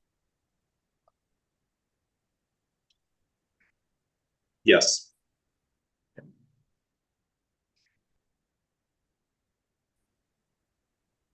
Commissioner Reese, did you have anything else, or I'm going to go to Senator Green? No, I'm good. Thank you, Mr. Chair. Senator Green. Thank you, Mr. Chair. I would not support that amendment to the amendment because we apparently enough people voted to not support that language and that language change in the first place. And no matter how you slice this, you're actually opening the door to let the language in now that enough members had voted not to let in. So it's kind of a backdoor way of saying, we're just going to slip it in the back way and do this anyway. So I would hope that there would not be support for the amendment to the amendment.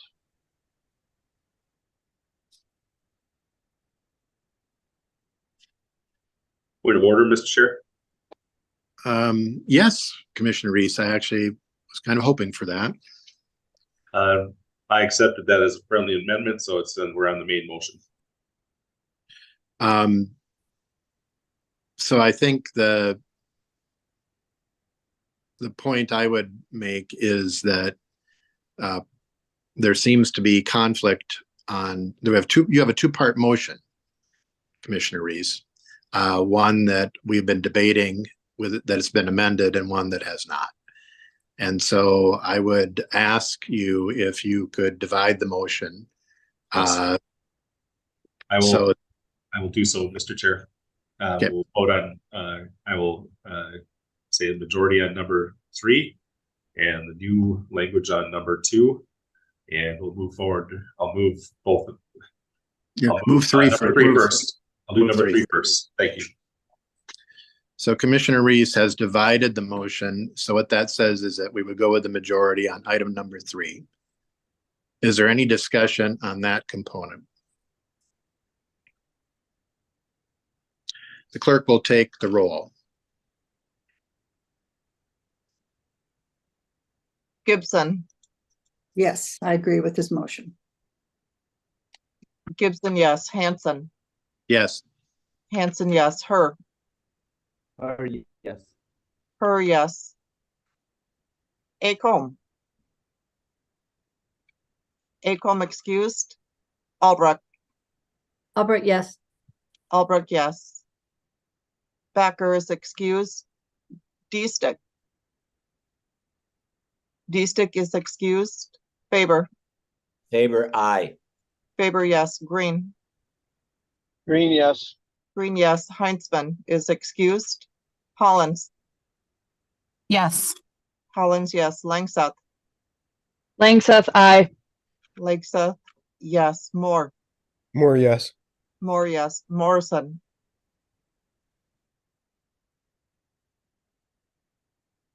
Pikel. Pikel, no. Pikel, no. Reese. Reese, yes. Reese, yes. Currently, there are 10 yes, 1 no. And Representative Acomb has just texted me that she's not able to find the link. She is unable to get on. If someone could send her the link. Noah, can you do that, please?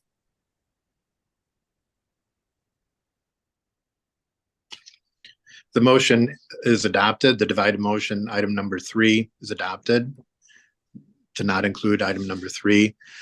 I'm going to wait before we take the vote on item number 2 so that it can be restated if Representative Acomb is going to be participating.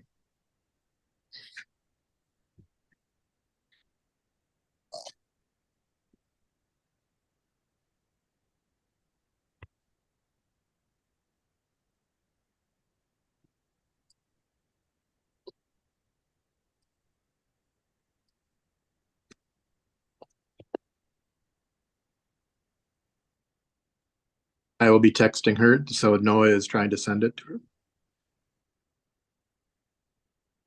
her. Chair, I just sent the link to her. Mr. Chair. You're muted, Mr. Chair. Commissioner Reese. Thank you, Mr. Chair. I would like to just speak in favor of the motion number 2. We have a pretty tight proposal here about developing new curriculum. I think when we talk curriculum, we talk very comprehensive. It's very comprehensive language, and it's meant to guide the education of students and others. Whereas this case, though, I think we're talking about opening the door to add some existing curriculum or curriculum, new modules within this curriculum and updated the curriculum to reflect this current state of art. For example, the presentation this afternoon regarding the water treatment. That to me, that was some really good and cutting edge information. And so why would we want to limit curriculum to, state of the art 10, 20 years ago? Why don't we allow the development of curriculum that can be inserted that kind of changes our understanding of this, of what's important? And so that's why I think that we can't have such a strict reading of this. I think it does have to have a little bit of leeway.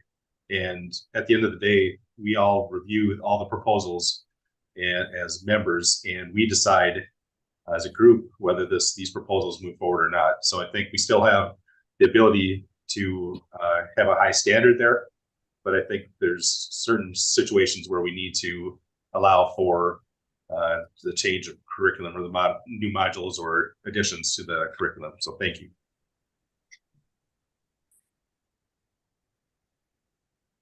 Has Representative Acom joined the call? Yes, Mr. Chair, I'm here.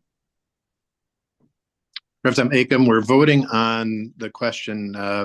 Commissioner Reese or Commissioner Gibson, would you want to restate, or maybe it's better to have Ms. Nash restate the item number 2? This is the curriculum, and there has been an amendment accepted by the motion maker that the motion that we are considering is as such. Ms. Nash.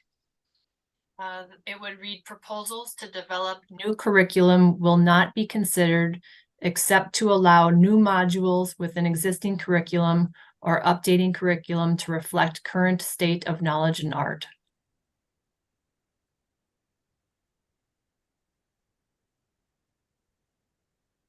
Does everyone understand the motion?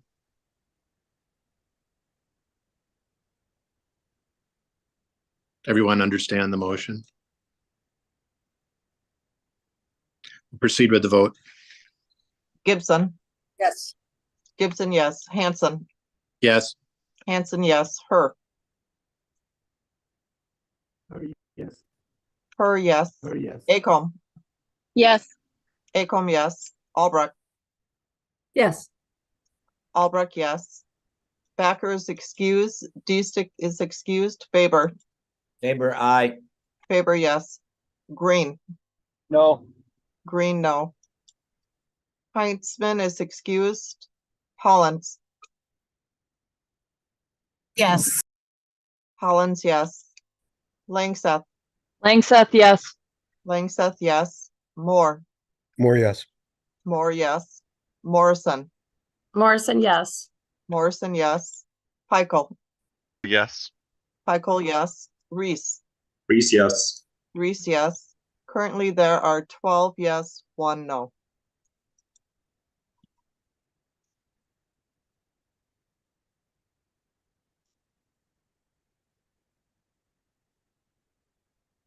Mr. Chair, you are muted. The motion is adopted. I don't believe we have a motion on the floor to adopt the RFP with these changes. If there would be a motion to adopt the RFP. So moved, Mr. Chair.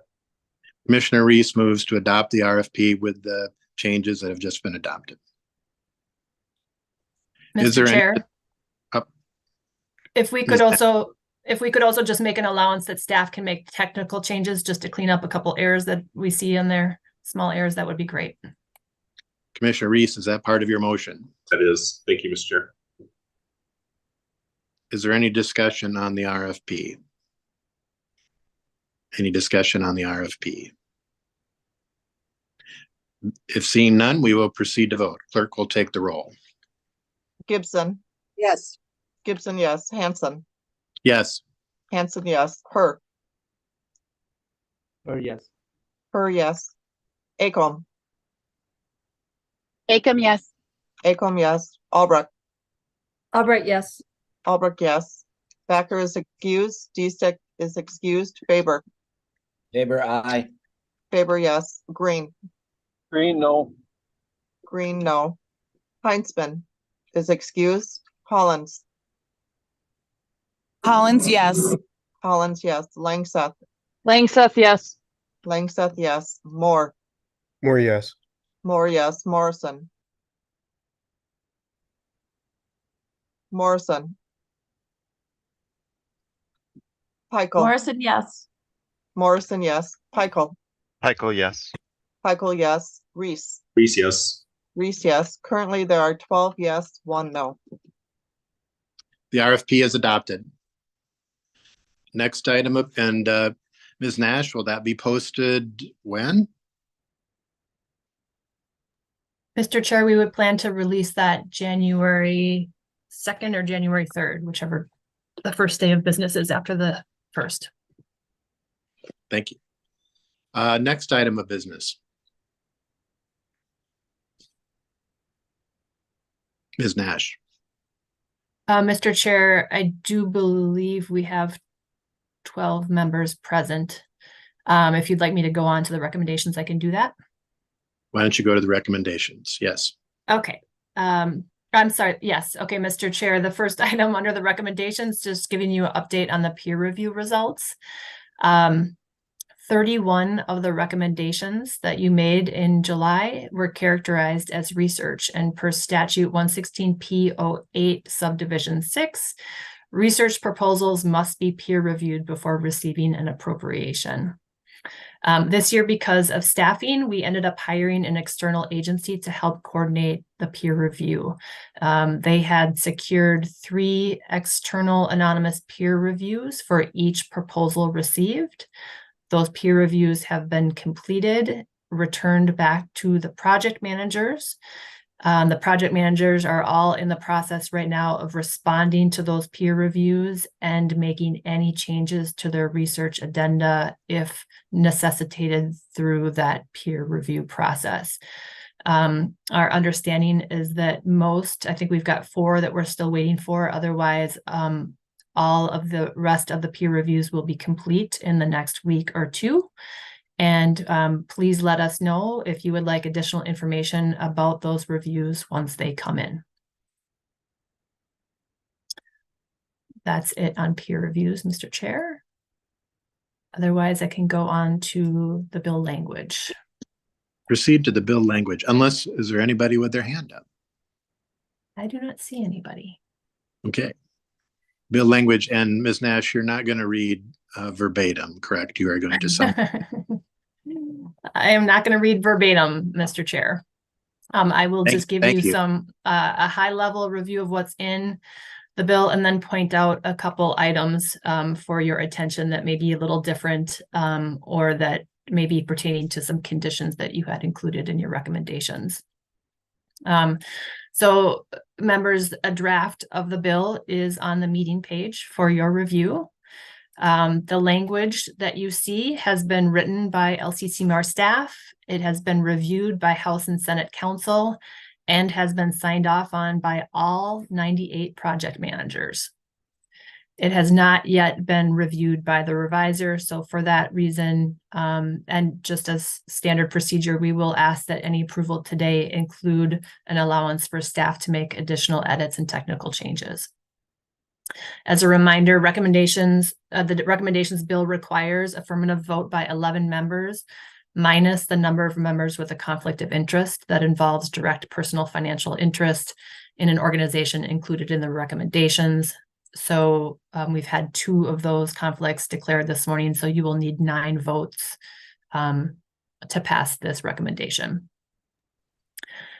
This is for funding for fiscal year 2025. Totaling $79,644,000. This is funding in all cases for our standard 3 years unless otherwise specified in the specific project language. Subdivision 3, starting on page 1, lists the projects in the foundational natural resources data and information category.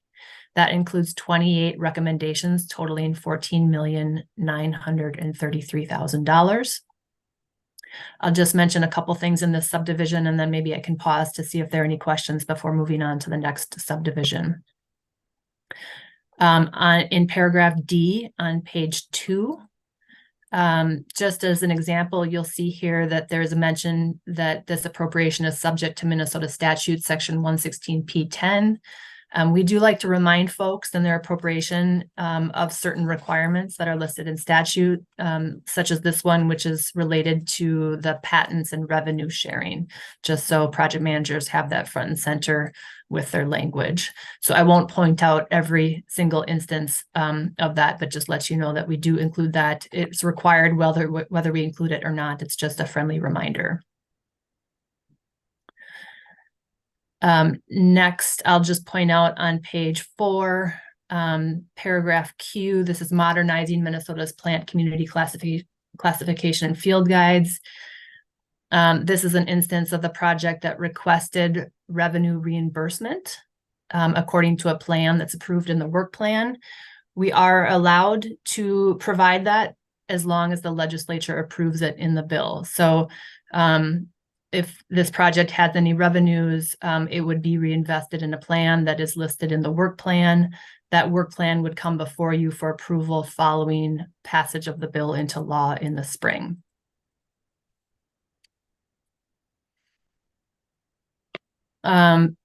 Paragraph Z on page 5, this is effects of conservation grazing on solar pollinator habitat. The commission included a condition in its recommendation that this funding be provided through a grant agreement with the state of Minnesota and for work done in cooperation with Temple University. I believe that was because Minnesota Native Landscapes, who is receiving the funding, is a private entity. And so you wanted that assurance that they were working with a public agency on that. So we did address that there. That is all I have for subdivision 3. So I'll move on to subdivision 4 unless there are any questions. Members, any questions?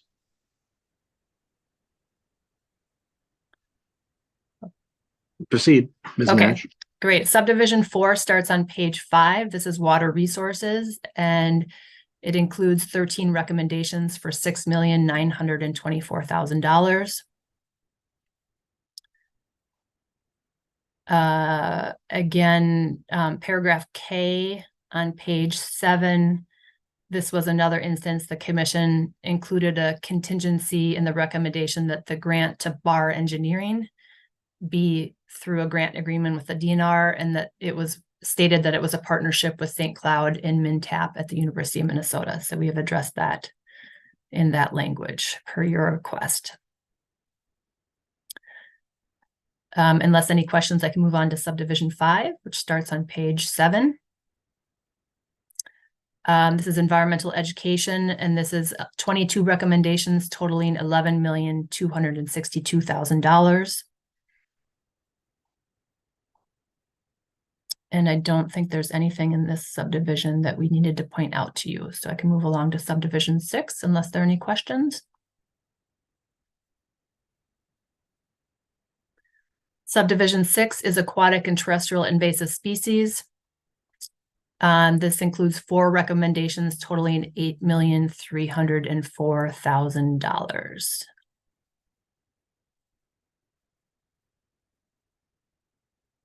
Again, nothing else to point out in that subdivision. I'll move along to subdivision 7, which starts on page 11. This is air quality, climate change, and renewable energy. This includes 5 recommendations totaling $4,833,000. I'll point out in paragraph A, this is minimizing Minnesota's landfill problem by expanding waste diversion. We have another request for revenue reinvestment on this project. We're including the language to allow this, but it must be according to a plan that's approved in the work plan. And again, that would happen in the spring following the bill being passed into law.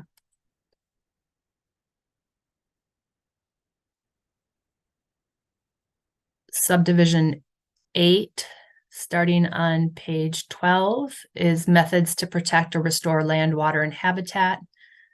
This includes 16 recommendations totaling $10,910,000. I will point out paragraph B, Morrison County Historical Society Stream Bank Stabilization and Restoration. This funding would be to stabilize and restore land along the Mississippi River. The land is owned by the Morrison County Historical Society. It's within the state park boundary, but is not publicly owned or permanently protected. Our requirements usually are that restoration only occur on permanently protected land or land protected with a long-term agreement. This language would exclude that project from those requirements per commission action on July 20th. This also includes an allowance for providing funds on an advanced basis if a plan is agreed to and if DNR grants unit approves that in the work plan, and that is related to cash flow needs. Paragraph D, restoration of Riverside Park. You'll see that there's a note here that the project must create a net increase in habitat. We have seen that some projects that involve construction that talk about restoration, and it ends up that restoration is actually just revegetating lands that have been disturbed during construction or to offset habitat loss during construction.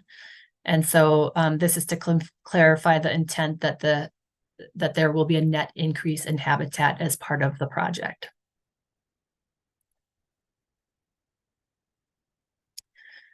Paragraph H on page 13 is another revenue reinvestment project.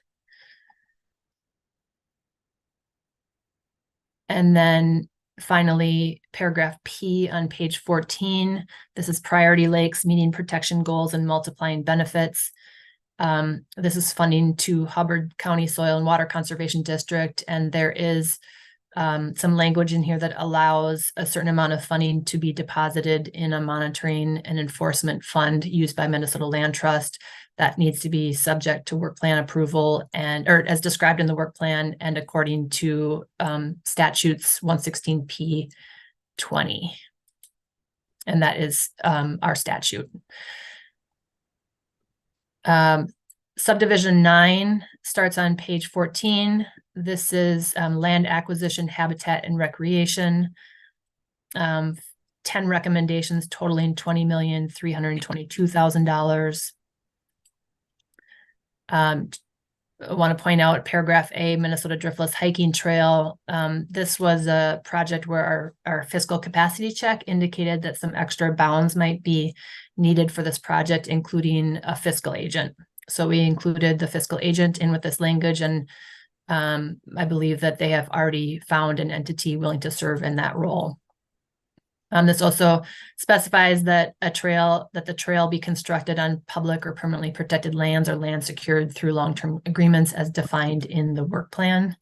And it also specifies that a trail plan must be complete before funds are used for construction. Paragraph B, local parks, trails, and natural areas grant program.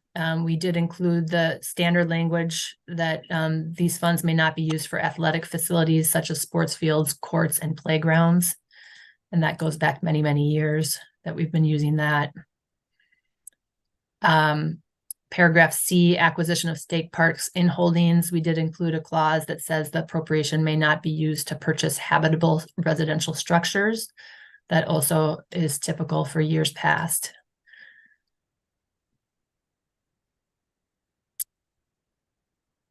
That is it for subdivision 9. So subdivision 10 starts on page 16. This is administration, emerging issues, and contract agreement reimbursement. This includes 3 recommendations totaling $2,096,000. I will point out in this section, paragraph B, that the $250,000 buffer that you approved at the last meeting has been added to that emerging issues amount. Subdivision 11 through 17, this starts on page 17. These are standard language provisions that are included every year. The only change is in subdivision 13, paragraph G, clause 4. That is on page 18, and it relates to conservation easement review. Right now, grantees are required to submit conservation easements to LCCMR for review 10 days prior to closing. We're hoping to increase that to 20 days prior if possible. And that does seem that most grantees, we've already been asking for a little extra time. That just would help clarify that's the expectation, and most folks are meeting that anyway. Subdivision 18 starts on page 20. These are the carry forwards and extensions. The projects that were large scope and scale came before you for approval at the last meeting. In addition, there were several smaller ones that are included here.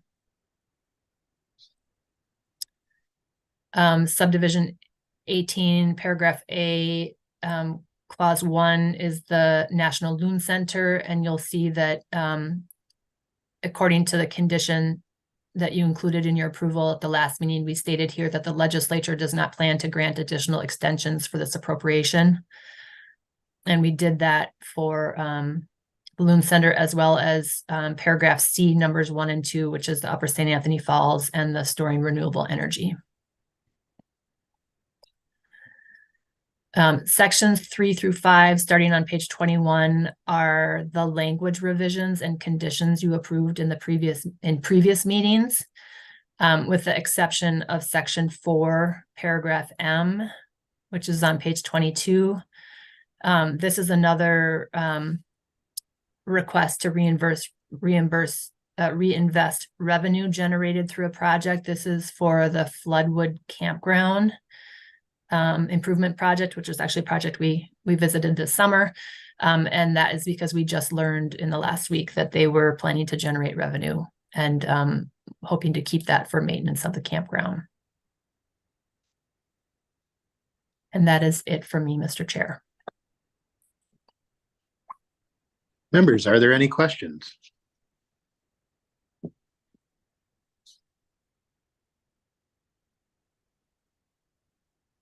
Is there a motion to approve the bill form of the recommendations for the LCCMR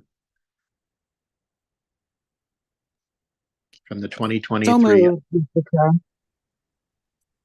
Oop, I didn't hear. Who moved? Athena. Athena. Representative Hollins moves the recommendations for 2023. Commissioner Albrecht.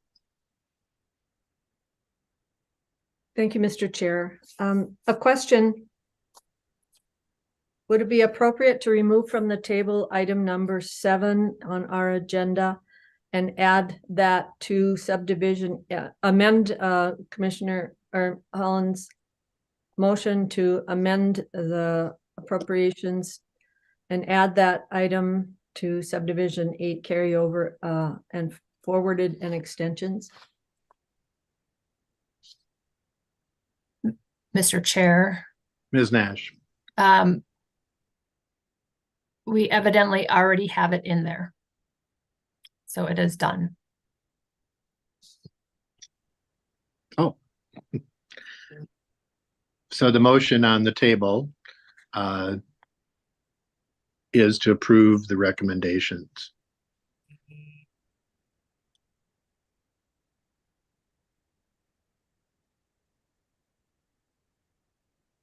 The clerk will take the roll. Mr. Chair, point of order.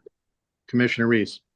Mr. Chair, I think it's inappropriate to move number 7. I think I'm not able to debate the current slate, but I am able to debate number 7. And I think that is something that's required in itself 11 votes and should not be part of this discussion. Commissioner Reese, it is not. There was no motion to bring it in. What was in is that the language of having a legislative correction rather than the 11 votes is what Ms. Nash said. So we have not taken it from the table. It is still on the table. The motion on the table is to adopt the recommendations. Mr. Chair, or may I just ask the Ms. Nash, what exactly is in the bill? I did not see that in the bill itself. Ms. Nash. Mr. Chair and members, there is a 1-year extension in the carry forward section. And this, I believe, was actually approved. It's number 23. And this was, I believe, approved at your last meeting. Mr. Chair, so the extension has been, is what's at, is that the question? It's not whether how to use that, vary the use of that. Is that correct? Correct. Ms. Nash, correct. Thank you.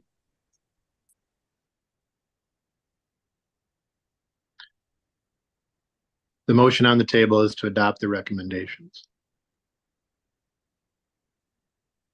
Clerk will take the roll.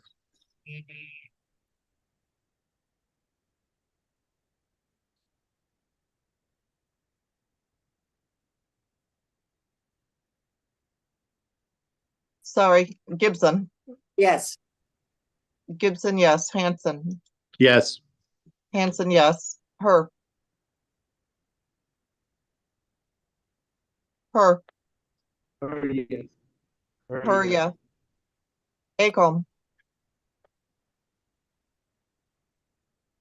Acom. Acom, yes. Acom, yes. Albrecht. Albright, yes. Albrecht, yes. Backer is excused. D-Stick is excused. Faber. Faber abstain. Faber abstains. Green. No. Green, no. Heinzman. Heinzman is excused. Hollins.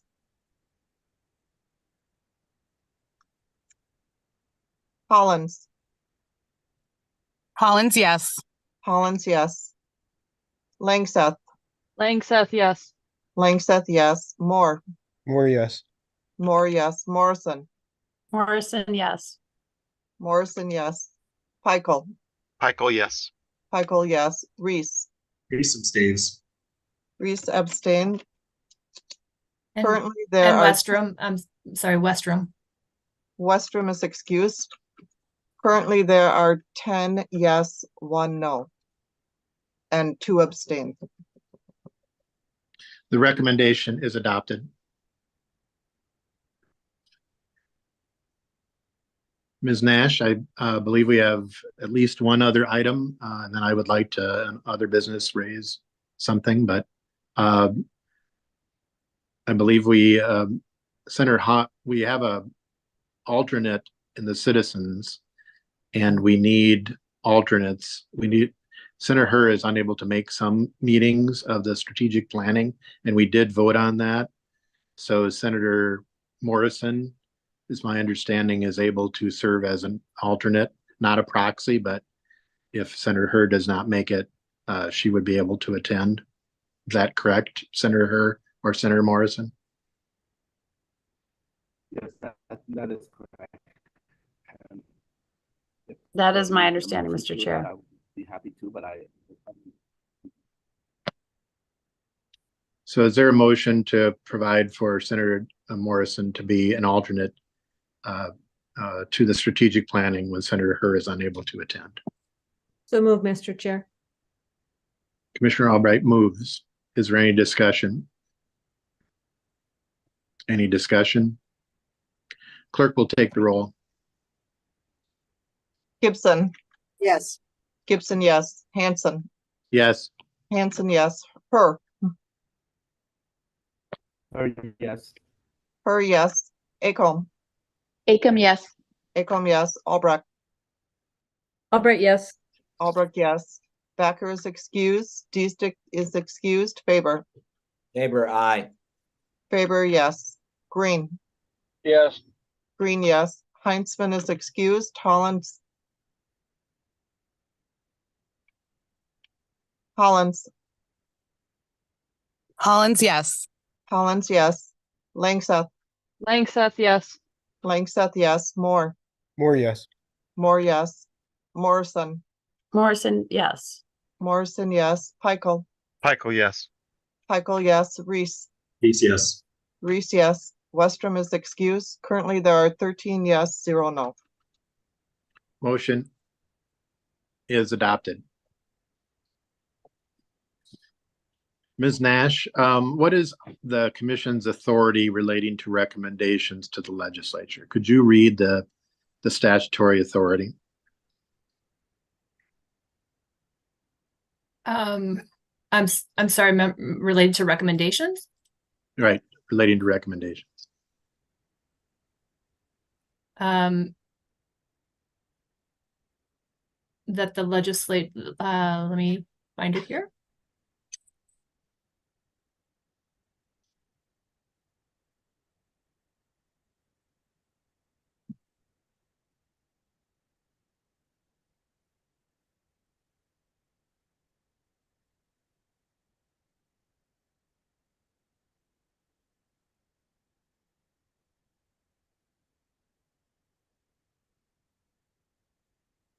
There are several parts of our statute that mention recommendations.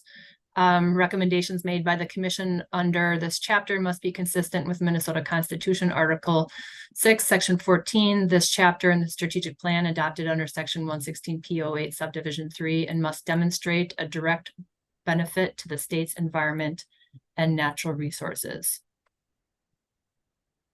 Recommendations. Subdivision 2.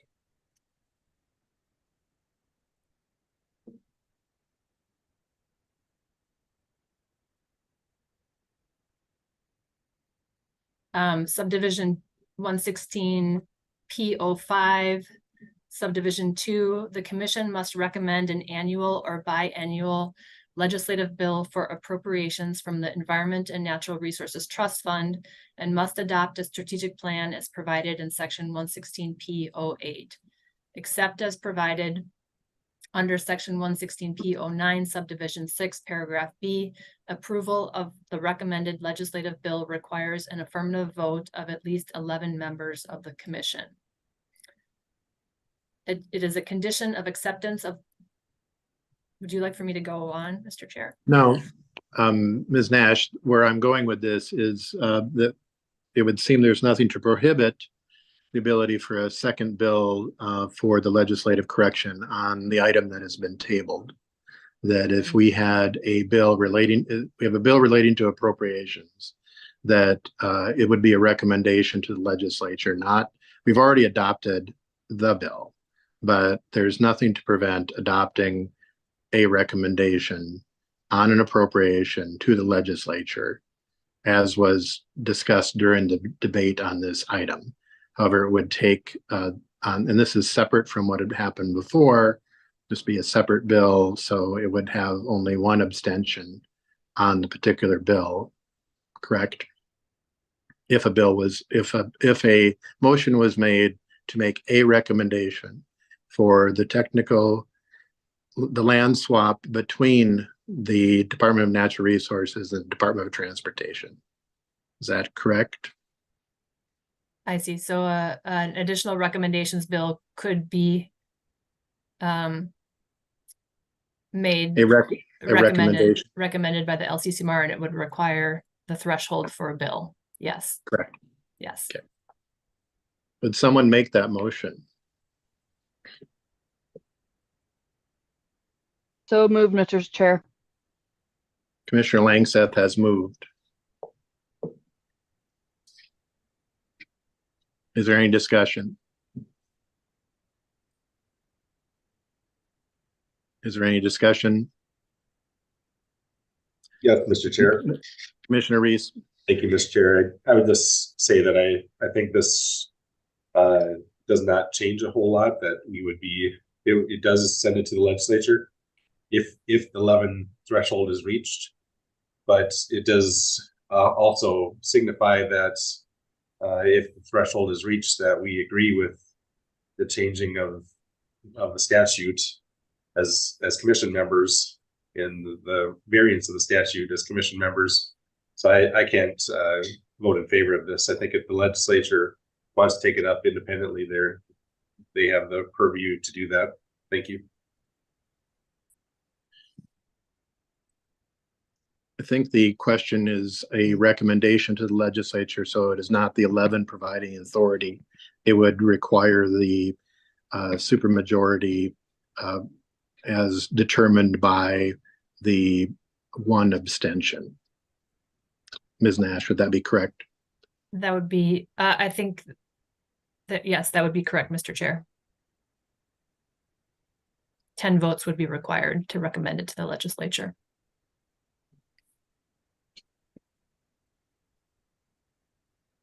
Okay, take a vote.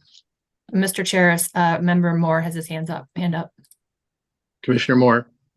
Thank you, Chair Hansen. I have to confess, I'm not quite clear on what this recommendation would be. Would this be a recommendation to authorize the exchange of funds between the Minnesota DNR and the Department of Transportation, or would this be a recommendation to figure out how they want to do that land transfer independent of a funding exchange?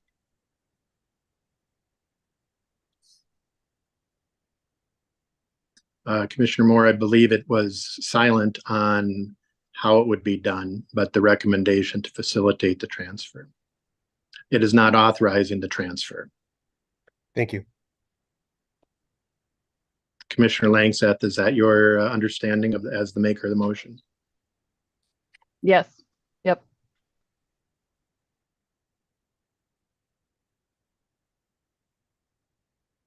We will proceed to the vote. Mr. Chair, Senator Green has his Senator Green. hand up. Yep. Sorry, Senator Green. I just saw your hand. Sorry. Thank you, Senator Mr. Chair. Yeah, thank you. This is kind of disturbing to me, and this is it's kind of one of the things that I personally dislike and distrust about government. We have a plan in place, and because you want something to pass, things are moved around so that you can get the votes you want without going through the proper or the suggested way that we're supposed to do it. This is just wrong right now to do this. I will be a no vote, and I hope that people will look at this, and certainly I'm going to be talking about this as well on how this is being kind of maneuvered around to get the votes you need or the threshold that you need. Thank you. Any other discussion? The clerk will take the roll. Gibson. Gibson. Yes. Gibson, yes. Hansen. Yes. Hansen, yes. Her. Yes. Her, yes. Acomb. Acomb, yes. Acomb, yes. Albrecht. Albright, yes. Albrecht, yes. Backer is excused. D-Stick is excused. Faber. Faber, aye. Faber, yes. Green. No. Green, no. Heinzman is excused. Hollins. Hollins, aye. Hollins, yes. Langseth.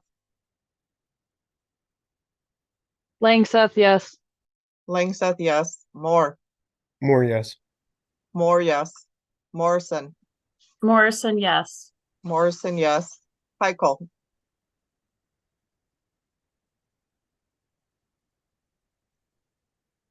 Heichel.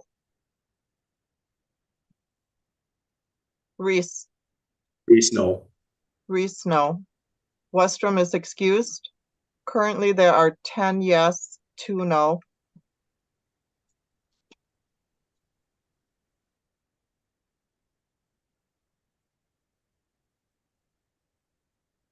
Meeting the recommendation threshold of 10 with the abstention of Peichel, the motion is adopted. Ms. Nash, do we have any other business in front of us? Going to parliamentary inquiry, Mr. Chair. Yes. Commissioner Reith. Thank you, Mr. Chair. I just would want to ask Director Nash to confirm that the threshold had been achieved. It seems that the original threshold was mentioned at 11, and I believe that was supposed to be 12. Am I incorrect about that? Ms. Nash. Mr. Chair, the law on conflict of interest was changed during the last legislative session. So now the the commission member may vote on a motion regarding the final recommendations. I'm sorry, I'm trying to find the right spot here.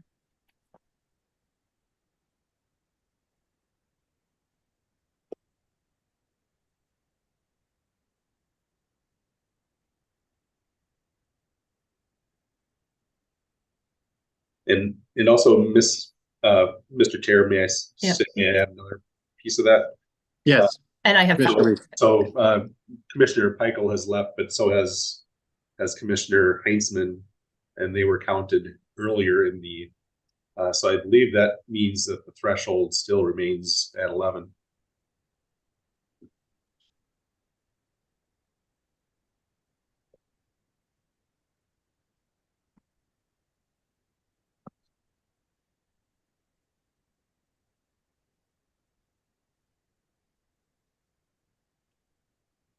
Okay, Mr. Chair, I'm ready. Ms. Nash. Okay, so the commission must recommend an annual or biannual legislative bill. This is subdivision 2 statute 116P05. It states that the approval of a recommended legislative bill requires an affirmative vote of at least 11 members of the commission. Elsewhere in our statute under conflict of interest, subdivision 6, 116P09, it states that a commission member may not vote on a motion regarding the final recommendations of the commission required under section 116P05 if the motion relates to an organization in which the member has a direct personal financial interest. If a commission member is prohibited from voting under this paragraph, the number of affirmative votes required under this section is reduced by the number of members ineligible to vote under this paragraph. So in other words, the recommendations bill requires 11 members. Regarding that particular organization, in the recommendation, there was 1 member with a conflict of interest. Therefore, 11 minus 1 equals 10. So 10 votes were needed to pass the recommendation. Point of order, Mr. Chair. I won't, Commissioner Reese. I'm not going to beleaguer this much, but I think it's this is not the final. This is not the final recommendation. This is an add-on to the recommendation. It's just a recommendation to the legislature. So these provisions do not apply. And we did have a quorum to start with that included Commissioner Heinzman and Commissioner Peichel, and I think it's arbitrary to say that one is abstaining when he's not present, and the other one was also included. So I would say that this is not appropriate, and I don't mind if it goes forward. You can deal with it at the legislature, but I think this is inappropriate. Thank you. Commissioner Reese, I find your point of order not well taken. Ms. Nash has described the statutory responsibility, and a conflict of interest was declared earlier. Ms. Nash, are there any other items of business? I just want to add, Jeremy Peichel is on if needed. Okay. Thank you, Ms. Gibson. And before we adjourn, with this being the end of the year, and we have done our business as required of us, I believe this is Commissioner Gibson's last meeting if the appointment process for replacement goes through. So I'd like to give Commissioner Gibson an opportunity to say a few things if she would like, and if not, we want to thank you. So Commissioner Gibson.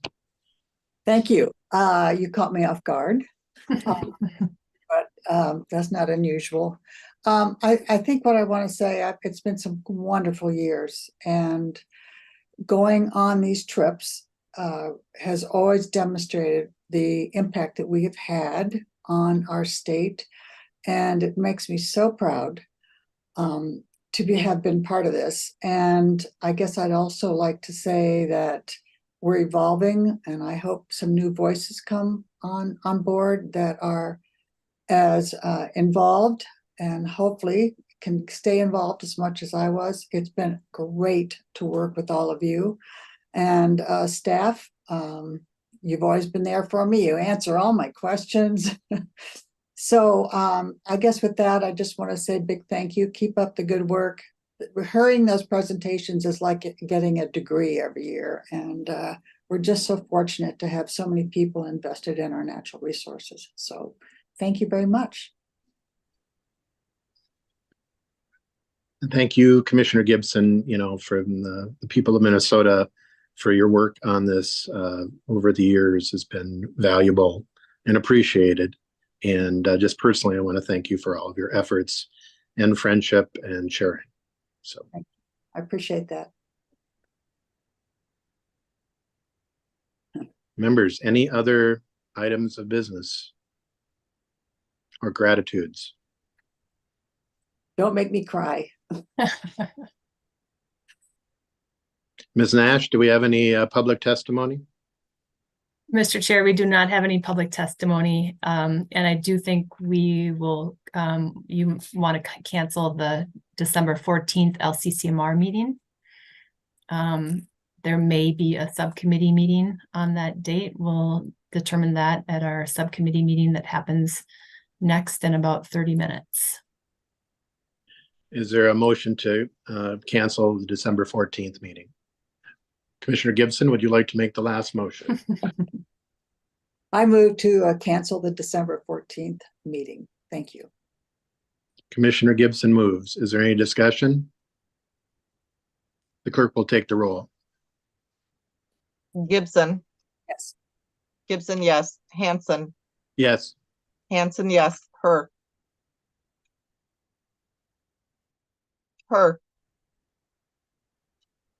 Acomb. Acomb, yes. Acomb, yes. Albrecht. Yes. Albrecht, yes. Backer is excused. Deestick is excused. Faber. Faber, aye. Faber, yes. Green. Yes. Green, yes. Heinzman is excused. Hollins. Hollins, yes. Hollins, yes. Langseth. Langseth, yes. Langseth, yes. Moore. More yes. Moore, yes. Morrison. Morrison, yes. Morrison, yes. Peichel. Peichel, yes. Peichel, yes. Reese. Reese, yes. Reese, yes. Westrom is excused. Currently, there are 12 yes, 0 no. Mr. Chair, you are muted. Motion is adopted. The December 14th meeting is canceled. Ms. Nash, when would the subcommittee be coming back? The subcommittee will come back at how about 12:05? And I can just as a reminder, the subcommittee members are Albright, Green, Hansen, Herr, Heinzman, Langseth, Peichel as an alternate, Morrison as an alternate, and Reese. Any questions, members?